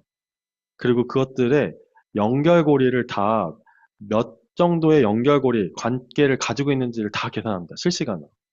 그러면 지금 호르무즈에 배들이 떠다니고 미사일 부대가 있는데 미국의 여객기, 미국의 그 공군 뭐 뭐였죠? 그 F-35? 요즘에 뭐가 되게 유명한 1조 원짜리가 떠다니던데 R2인가? 아무튼 그 전투기가 두 대가 쭉 간다고 해보면 땅 위에 탱크부터 시작해서 미사일, 사람들, 배, 마을 사람들 움직이겠죠. 그럼 그 움직임을 봤을 때 여기에 전투기에 탄 두 사람은 이 움직임을 포착하면서 어떤 생각을 할까요? 그거까지를 계산해 줍니다. 팔란티어 온톨로지 시스템이. 그러면 지금 전투기에서 미사일을 쐈을 때 그 미사일이 격추될 확률은 몇 퍼센트인지를 다 계산해 줘요. 거기 레이더에 들어왔던 존재들의 관계를 다 계산해가지고. 그래서 87%라는 확률이 나와서 이번에 쐈다고 합니다. 뭐 이런 식의 철학을 이렇게 이용하는 거죠. 존재한다는 게 아까 말씀하신 우리 몸도 있지만 생각도 있죠. 가치도 있죠. 뭐 윤리도 있고요. 경험도 있죠. 이걸 다 존재한다고 하면 그 존재하는 거를 다 엔트로피 클로드가 다 인식하게 만든 거예요. 그리고 그것들과 어떤 관계가 있는지를 판단하게 만든 거죠. 그래서 다시 돌아오면 존재한다는 건 네, 존재한다는 건 무엇인지 이게 존재론입니다. 그럼 지금 여러분들 방에서 지금 듣고 계시잖아요. 여러분들 방에 존재하는 거는 어떤 게 존재하나요? 존재하는 것들. 여러분 방에 뭐 노트북도 있겠죠? 네, 그리고 핸드폰, 네, 의자, 공기, 네, 그렇죠. 자, 그러면 두 번째 이제 인식론이에요. 자, 보호님께서는 그러면 인식을 한번 해볼까요? 의자는 뭘로 인식하셨나요? 의자. 의자는 네. 앉아있는 수단, 도구로 인식하셨죠? 가구로 인식하셨죠? 자, 그러면 그렇게 인식됐다라고 하면, 그 다음에 이제 가치론이 나옵니다. 그러면 그 앉아있는 수단으로서 의자는 부모님한테 어떤 가치가 있나요? 너무 소중하구나. 그렇구나. 네. 불편하다. 네. 사람보다 더 소중하나요? 그렇진 않을까요? 그렇죠. 근데 만약에 이 의자가 다이아몬드로 만들어져 있다고 볼까요? 한 뭐 몇천 캐럿으로 만들었다고 하면 사람보다 소중하나요? 네, 어떤 사람한테는 네, 더 소중할 수 있겠죠. 보호님께서는 아니지만, 네, 점점점. 네, 그래서 존재하는 것들을 어떻게 인식하느냐, 요게 인식론이라고 보시면 됩니다. 인식하는 거에 따라서 가치가 달라지죠. 그렇죠. 만약에 앞에 있는 사람이 그냥 강의 같이 듣는 사람이야 라고 인식하는 거랑, 앞에 있는 사람이 내가 진짜 사랑하는 사람이야 라고 인식하는 거랑은 대하는 게 달라지죠. 앞에 있는 사람이 내 철천지 원수야. 이렇게 인식하면 어떻게 되나요? 네, 계속 열받아하고 때리려고 하고 이렇게 되겠죠? 네, 요거를, 네, 적절하게 비튼 네, 문학 작품들이 많이 있죠. 예를 들면 로미오와 줄리엣, 네, 서로 적대시하는 가문이었다가 네, 아들, 딸들이 서로 사랑하게 되면서 네, 이걸 죽여 말어 이렇게 하다가 서로 이제 죽게 되죠. 뭐 이런 것들 문학 작품이 엄청 많이 나옵니다. 그래서 철학의 3요소는 네, 어떤 게 존재하느냐, 존재하는 것들을 어떻게 인식하느냐, 인식한 것들을 어떻게 가치 있게 여길 거냐, 요 세 가지가 철학의 3요소라고 보시면 될 것 같습니다. 그래서 요거를 조금 더 올라가면 맨 처음에 아까 존재론이었죠. 아이스버그 모델입니다. 존재론은 이미 우리가 뭔가를 하기 전에 존재하고 있어요. 우리 주변에. 그쵸? 여러분 태어나 보시니까 이미 세상이 있었죠. 여러분들이 세상을 만들지 않는 이상 이미 존재합니다. 세상이. 근데 그 자신이 성장하고 뭔가 내가 만들어 가면서 인식하는 것도 이제 달라지게 됩니다. 처음에는 내 친구들, 소꿉놀이 하던 친구들이었다가 시간이 지나면서 학교에 가죠. 선생님이 들어오죠. 네, 그리고 교장 선생님. 그리고 조금 더 크면 이제 세상이 들어오고요. 그렇게 해서 인식론이 점점 달라집니다. 존재하는 것들 더 많이 만나게 되고요. 그러면 점점 인식이 발달하면서 이제 어떤 게 나한테 가치 있는 것인지를 알게 됩니다. 그러면 그 가치 있는 것들을 대하는 방식이 결정되는데요. 요거를 우리가 프린시플, 원리라고 얘기하고요. 혹은 이렇게 꼭 대해야 돼. 사랑하는 사람은 아껴줘야 돼. 라고 하는 윤리론이 만들어지죠. 그래서 가치론, 원리론, 윤리론은 하나라고 보통 봅니다. 이거 엑시올로지라고 하고요. 그래서 이게 아이스버그 모형인데요. 요 아래에 있는 게 정리가 되면 그 위에는 이제 퍼포먼스 실제 실행하게 됩니다. 앞에 보이는 사람이 있는데요. 그 사람을 인식했더니 이 사람 내가 사랑하는 사람이에요. 그럼 어떻게 해야 되죠? 아껴주고 보살펴줘야 되죠. 근데 진짜로 내 앞에 이 사람이 가다가 넘어졌어요. 사랑하는 사람이. 그럼 어떻게 퍼포먼스를 해야 되죠? 네, 빨리 뛰어가서 네, 부축해주고 약 사주고 해야 되죠. 만약에 사랑하는 사람인데 모른 척하고 쌩까고 갔어요. 그러면 어떻게 될까요? 네, 이제 우리는 네, 역사 속으로 사라지겠죠. 네, 전쟁이 일어나겠죠. 네, 그래서 쌩까고 가는 사람을 뭐라고 하나요? 네, 티발롬부터 시작해가지고 네, 몰상식한, 인정 없는 사람 이렇게 되겠죠. 반대로 극진하게 보살펴주고 그 사람이 나을 때까지 계속 네, 보살펴줬어요. 그러면 그 사람은 사랑이 넘치는 사람. 이렇게 해서 개성이 결정됩니다. 그래서 밑에서부터 존재하는 것들을 내가 인식하고 어떻게 다루고 그 실제로 어떻게 해서 정리되어 있는 것. 이렇게 보면 우리가 존재하는 모든 것들을 다 이렇게 한번 볼 수가 있습니다. 학교도 이렇게 정리할 수 있고요. 사람도 이렇게 정리할 수 있고 나 스스로도 정리할 수 있어요. 나 스스로 나는 내 안에 뭐가 쌓여 있지? 난 뭘 존재라고 여기지? 그 존재하는 것들 나는 어떻게 인식하고 있지? 그 인식하는 것들 어떻게 돼야지? 실제로 어떻게 돼야지? 그래서 지금 내 성격은 어떻지? 이렇게도 볼 수 있고요. 어떤 조직도 이렇게 볼 수 있고 건물도 이렇게 볼 수 있고요. 네, 철학자들도 이렇게 볼 수 있고요. 이렇게 오피라는 방식으로 인식할 수 있습니다. 요거는 제가 좀 정리한 건데, 그럼에도 불구하고 가장 철학의 3요소는 이렇게 세 가지라고 보시면 될 것 같습니다. 네, 요 정도까지 하면 저희가 되게 많이 왔습니다. 이제 철학하면, 철학의 3요소는 존재론, 인식론, 가치론이고요. 대부분의 철학들은 상징계나 실제계 혹은 상상계 쪽에 머물러 있어서 관념론으로는 독일 철학 쪽, 실제 생애 감각이 중요한 네, 프랑스 철학 쪽, 아니면 말이 중요한 언어 철학, 네, 영미 철학 쪽, 요 정도 어디쯤에 있어요. 요렇게. 그래서 요거를 보시고 이제 철학책을 보시거나 아니면 어떤 철학자나 어떤 교수님들이 어디서 철학을 하고 왔다라고 하면 이제 예상이 되는 존재론과 인식론과 가치론이 보이기 시작합니다. 네, 이렇게 해서 요거는 넘어가도록 하겠습니다. 자, 이제 거의 저희가 마지막까지 왔는데요. 동양 철학과 서양 철학은 다를까요? 어떻게 생각하시나요? 동양 철학과 서양 철학은 다를까요?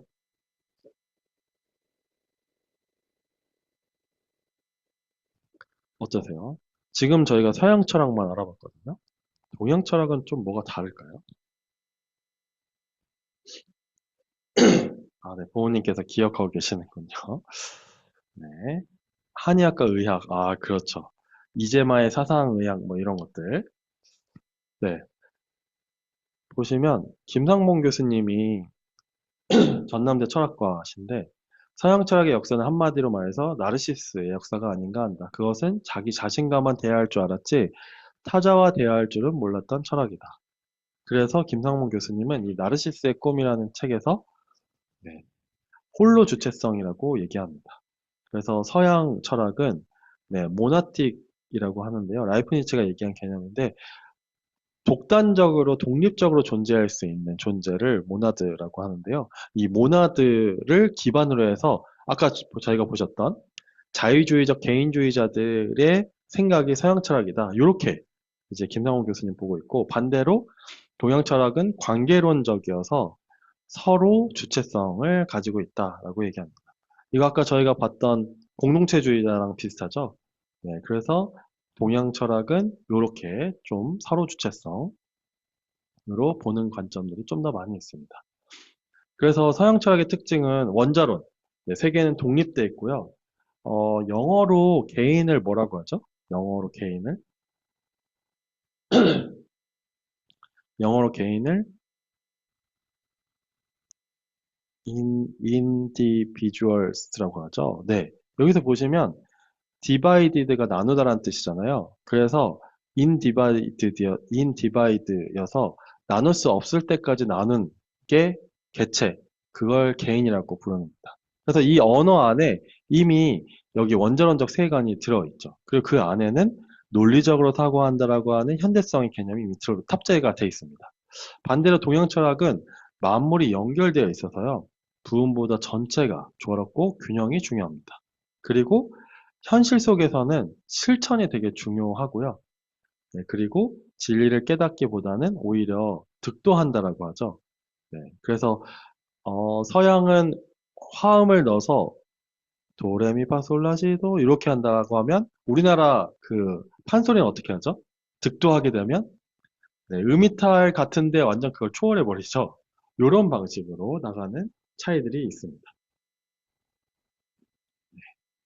그래서 이런 게 서양 철학의 좀 특징이라면 동양 철학에서 중국 철학 쪽을 보면은 중국은 양문 중국은 그 아편 전쟁 이후부터가 현대라고 보통 부르거든요. 그랬을 때 이제 이런 얘기들을 합니다. 심성론이 있고요. 본체론이 있고요. 계제 같은 것들이 있습니다. 이건 캉유에이라는 철학자가 저희가 철학산책 네 번째에서 이걸 했는데요.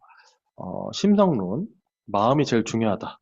본체론, 우주의 근원과 만물의 존재 원리를 탐구하는 본체가 진짜 무엇인가. 이렇게 보는. 그래서 여기 본체론에서 성리학이 나옵니다. 리라고 하는 논리와 이론이 중요하냐, 아니면 기라고 하는 이 본체가 중요하냐. 근데 이 기라고 하는 거, 저희는 많이 들어봤잖아요. 어렸을 때부터. 뭐, 기호흡을 한다든지, 수련을 한다든지. 근데 서양에는 그런 기 개념이 없고요. 고대 철학에는 노모스라고 하는 개념 자체가 있었습니다. 폴리스와 대변되는 노모스라는 존재인데요. 보통 대지의 노모스라고 부르거든요. 그래서 어떤 흐름, 분위기 이런 것들이 노모스인데 어떤 사람들 간에 공유하고 있는 어떤 관계 분위기 있잖아요. 그거를 정하면 폴리스가 됩니다. 그래서 폴리스는 법과 규칙이 지배하는 거라면 노모스는 분위기와 어떤 감정과 어떤 패러다임, 그러나 말로 할 수 없는 이런 거라고 하면 그게 동양에서도 여전히 성리학에서는 기와 이라는 관계로 정리를 하고 있습니다. 그리고 항류에는 이런 관점에서 이제 세상이 네, 혼란스러웠다가 소강 상태의 승평세가 됐다가 모두가 다 하나가 되는 태평세가 된다라는 이런 철학들이 또 있었습니다. 네, 그리고 네, 참된 삶에 이르는 철학적인 동양의 특징들은요, 경물치지, 밖으로 나가서 끝까지 참고해서 진리를 알아낸다라고 하는 경물치지가 있었고요. 반대로 아니야, 안으로 들어와서 내 안에 있는 진짜 존재를 찾아내는 거, 이걸 양지라고 하거든요. 요렇게 하는 철학이 있었습니다. 좀 비슷하죠? 안으로 들어와서 양지를 찾아낼 거냐, 아니면 밖으로 나가서 진리를 찾을 거냐, 혹은 아는 것과 행하는 것이 하나라고 하는 지행합의일 거냐, 이런 방식의 키워드들이 동양 사상에는 계속 있었습니다. 네, 근데 이제 저희가 고민해야 될 게 뭐냐면요. 그러면 한국은 어떤가요? 이제 거의 마지막인데요. 한국에는 철학이 있었나요? 혹시 여기 계신 분들 중에 한국 철학하면, 있었어요. 이게 한국 철학이에요. 하는 게 있을까요?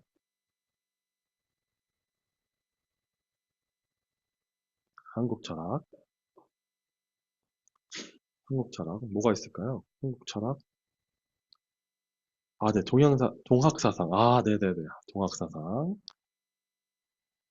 그쵸. 한국 철학은 도대체 어디 있던 거지? 네. 잘 생각이 안 나시죠? 네. 그래서 저희가 한국 현대 철학을 이제 시작했습니다. 한국 현대 철학에는 저희가 이렇게나 많은 철학들이 있습니다.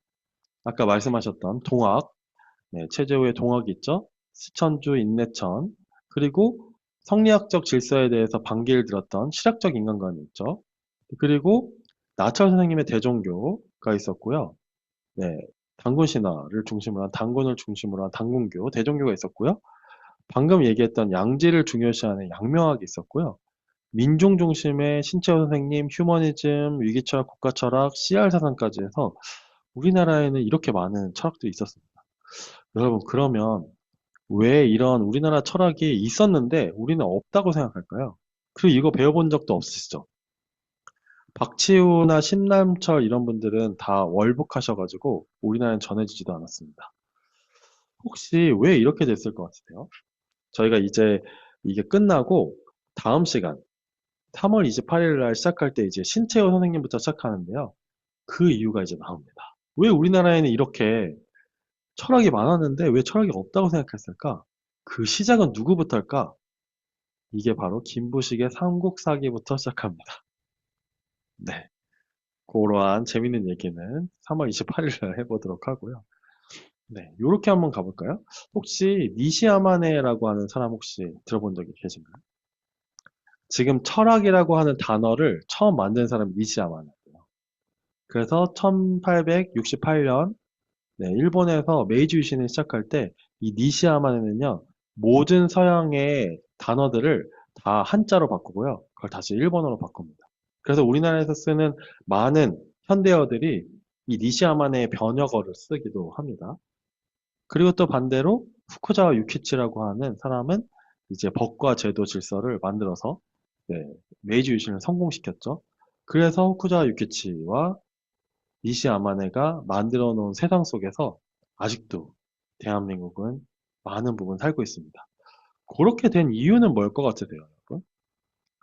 니시야마네랑 후쿠자 유키치는 1848년 혹은 1870년, 80년대 활동하던 사람들인데 도대체 이 사람들의 어떤 세계관이 우리한테 전달돼서 어떤 경로로 우리는 우리의 철학이 없다라고 생각하게 된 걸까요? 혹시 아시는 분 계실까요?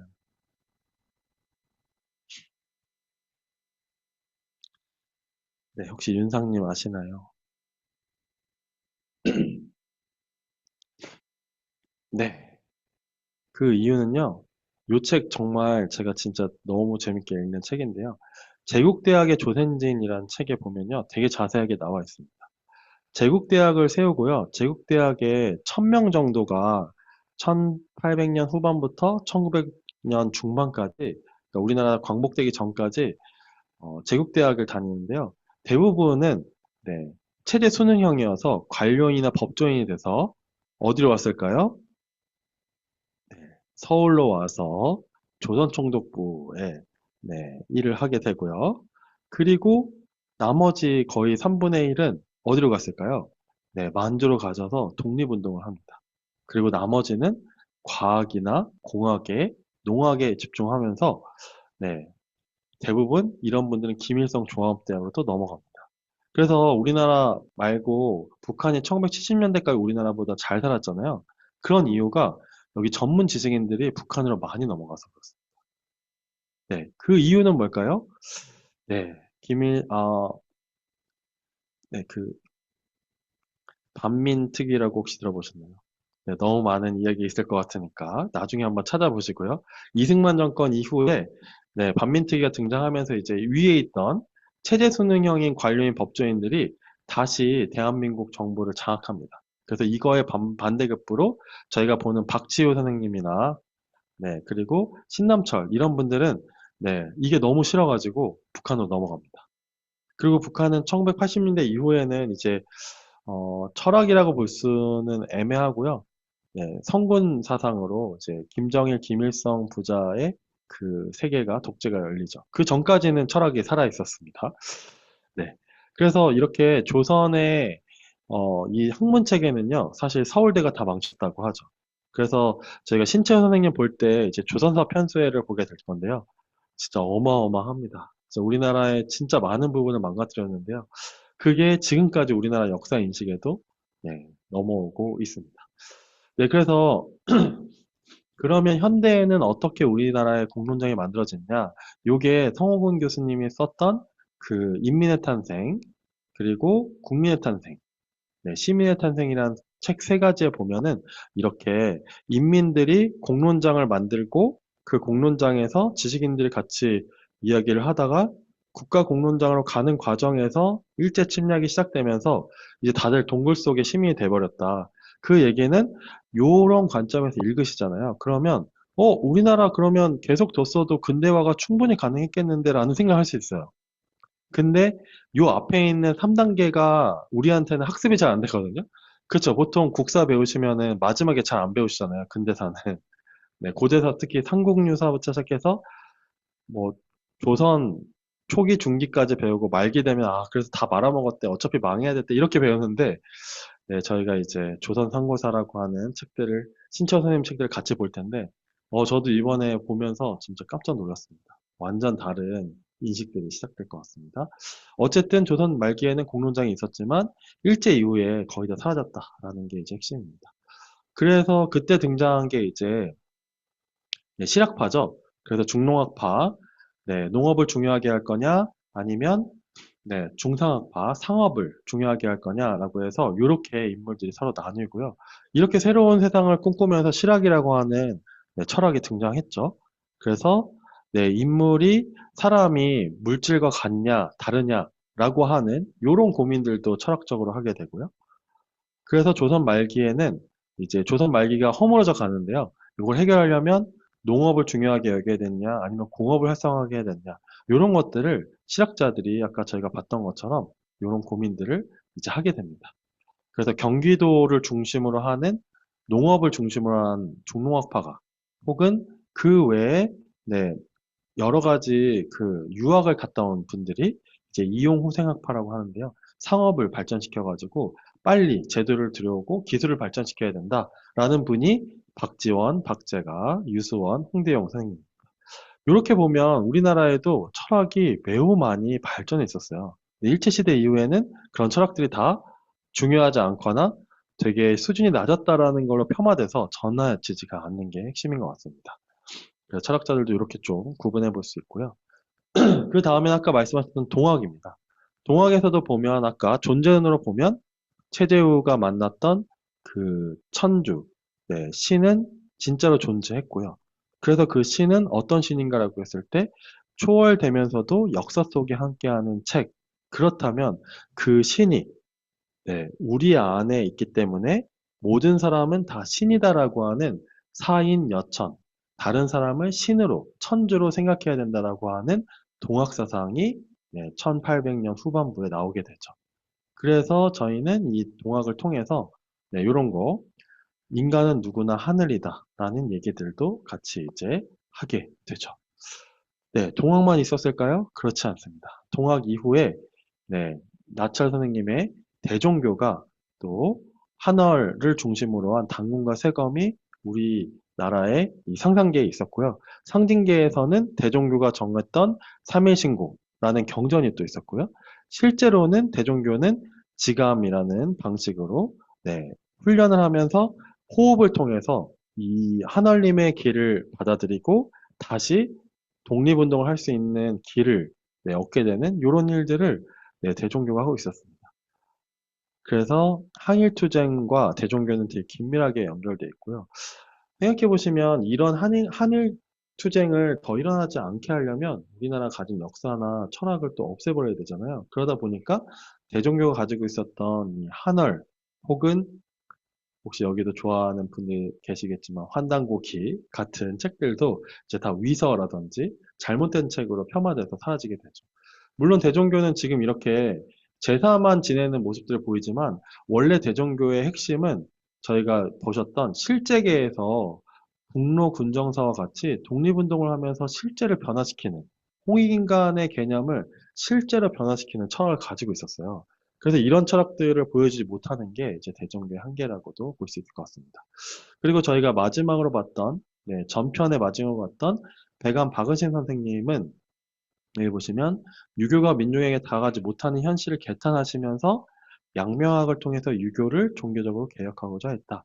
그게 아까 저희가 동양에서 봤던 양명학의 핵심입니다. 그거는 우리 안에 내 마음이 곧 이치, 내 안에 양지가 있어서 그 양지를 더 스스로 개발하고 행동에서 아는 것과 연결시키면 모든 사람이 다 이치를 깨달을 수 있다라고 해서 기존의 양반들이 가지고 있던 주장, 누군가는 이치를 배워서 깨우쳐야만 내가 진짜 이걸 안다라고 했던 거를 뒤집어서 그렇지 않다. 누구도 배우지 않아도 그 안에 양지가 있어서 모든 사람은 동등하다라고 하는 철학들을 만들어냈죠. 네, 요렇게 저희가 잠깐 봤지만 요걸 좀 정리해 보면 네, 인간이 있고요. 하늘과 땅이 서로 연결되어 있고요. 시간과 역사, 사건, 이야기가 계속해서 이 양지가 흘러들어오면서 인간은 역사의 시절과 날줄로 이 두 가지를 서로 연결합니다. 그래서 우리는 이 땅에 발을 딛고 시간을 보내면서 우리만의 철학들을 가지고 있죠. 이렇게 만약에 인식하게 되면은 그 어떤 사람도 어떤 민족도 철학이 없는 민족은 없습니다. 단지 유명한 철학자가 없거나 철학사를 제대로 정리하지 않거나 기억하지 못했을 뿐이지 누구나 다 이 땅에서 동시대의 시간을 보내는 사람들의 생각은 모두가 다 질문을 가지고 있고 철학을 가지고 있죠. 이렇게 봤던 게 지금 저희가 나철 선생님을 지나서 박은신 선생님까지 했고요. 저희가 이제는 3월 28일부터는 신채호 선생님과 심남철, 박지우, 박종호 그리고 그 유명한 CR 사상의 함석헌 선생님까지 하면 이게 끝나면 우리나라 대단했잖아. BTS 우리나라에서 나올만 하네. 이런 생각을 국뽕을 맞은 게 아니라 진짜로 신채호 선생님 이 아와 비아의 투쟁을 진짜 저희가 3월 28일부터 볼 건데요. 보시면 너무 많이 어떻게 이렇게 역사를 내가 모르고 있지부터 시작해서 일제는 왜 이렇게 우리를 없애려고 이렇게 그 난리를 쳤을까? 이런 고민들을 같이 해볼 수 있을 것 같습니다. 네, 이렇게 해서 저와 같이 네, 6개의 질문들을 같이 해봤고요. 저는 요 정도까지 하면 될 것 같습니다. 네, 감사합니다. 네, 공유해 주셔서 감사합니다. 어느덧 9시 17분이 됐는데요.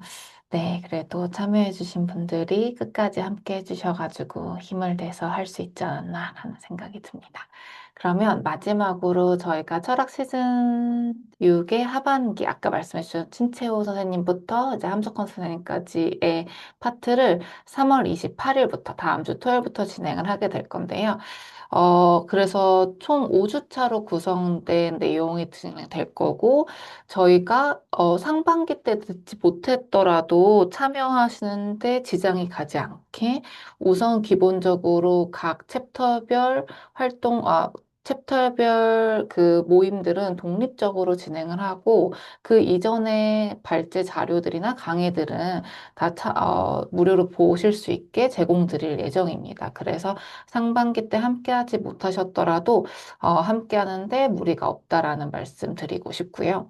이런 식으로 진행을 해요. 매주 토요일 아침 8시부터 10시까지 2시간 동안 온라인으로 진행이 되고, 이게 저희는 디스코드라는 그 플랫폼을 사용하고 있는데 거기서 매 주차별로 그 수업 내용과 함께 질문들 그리고 필요한 다른 이야기들을 다 할 수 있는 장으로 만들고 그리고 모임 전에 해당 챕터를 읽고 오시면 그 모임 당일에는 파트너 대원의 발제 강의 그리고 각자 생각을 나누고 가볍게 정리하는 시간까지 하면 됩니다. 그래서 이번 모임 철학 산책은 그 주에 그 챕터만 읽고 오시면 돼요. 저희가 읽어본 바로는 한 1시간? 1시간 좀 안 걸리면 그 한 챕터를 읽을 수 있더라고요. 그래서 금요일 저녁이나 같이 읽고 오셔도 충분히 참여하시는데 무리가 없다라고 말씀을 드릴 수 있을 것 같습니다.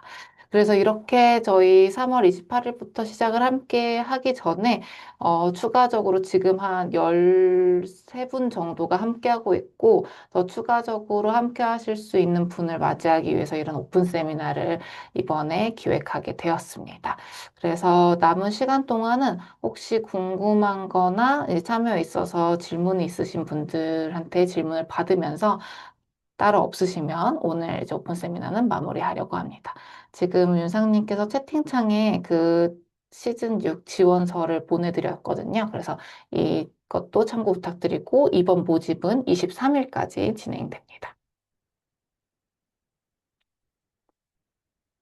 네, 그래서 혹시 궁금한 점이라든지 아니면 오늘 세미나 어떠셨는지 좀 이야기를 듣고 싶은데요. 혹시 괜찮으시면 네, 마이크를 켜주시고 얘기해 주셔도 좋고 채팅방에 남겨주셔도 좋습니다.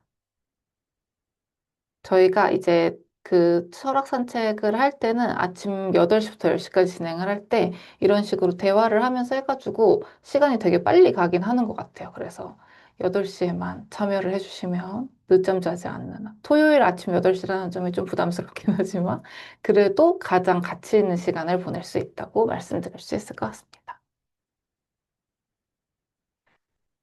네, 그러면 따로 질문이 없으시면 오늘은 여기서 마무리하도록 하겠습니다. 오늘 함께 해주셔서 감사하고요. 네, 모두들 좋은 저녁 되세요. 감사합니다.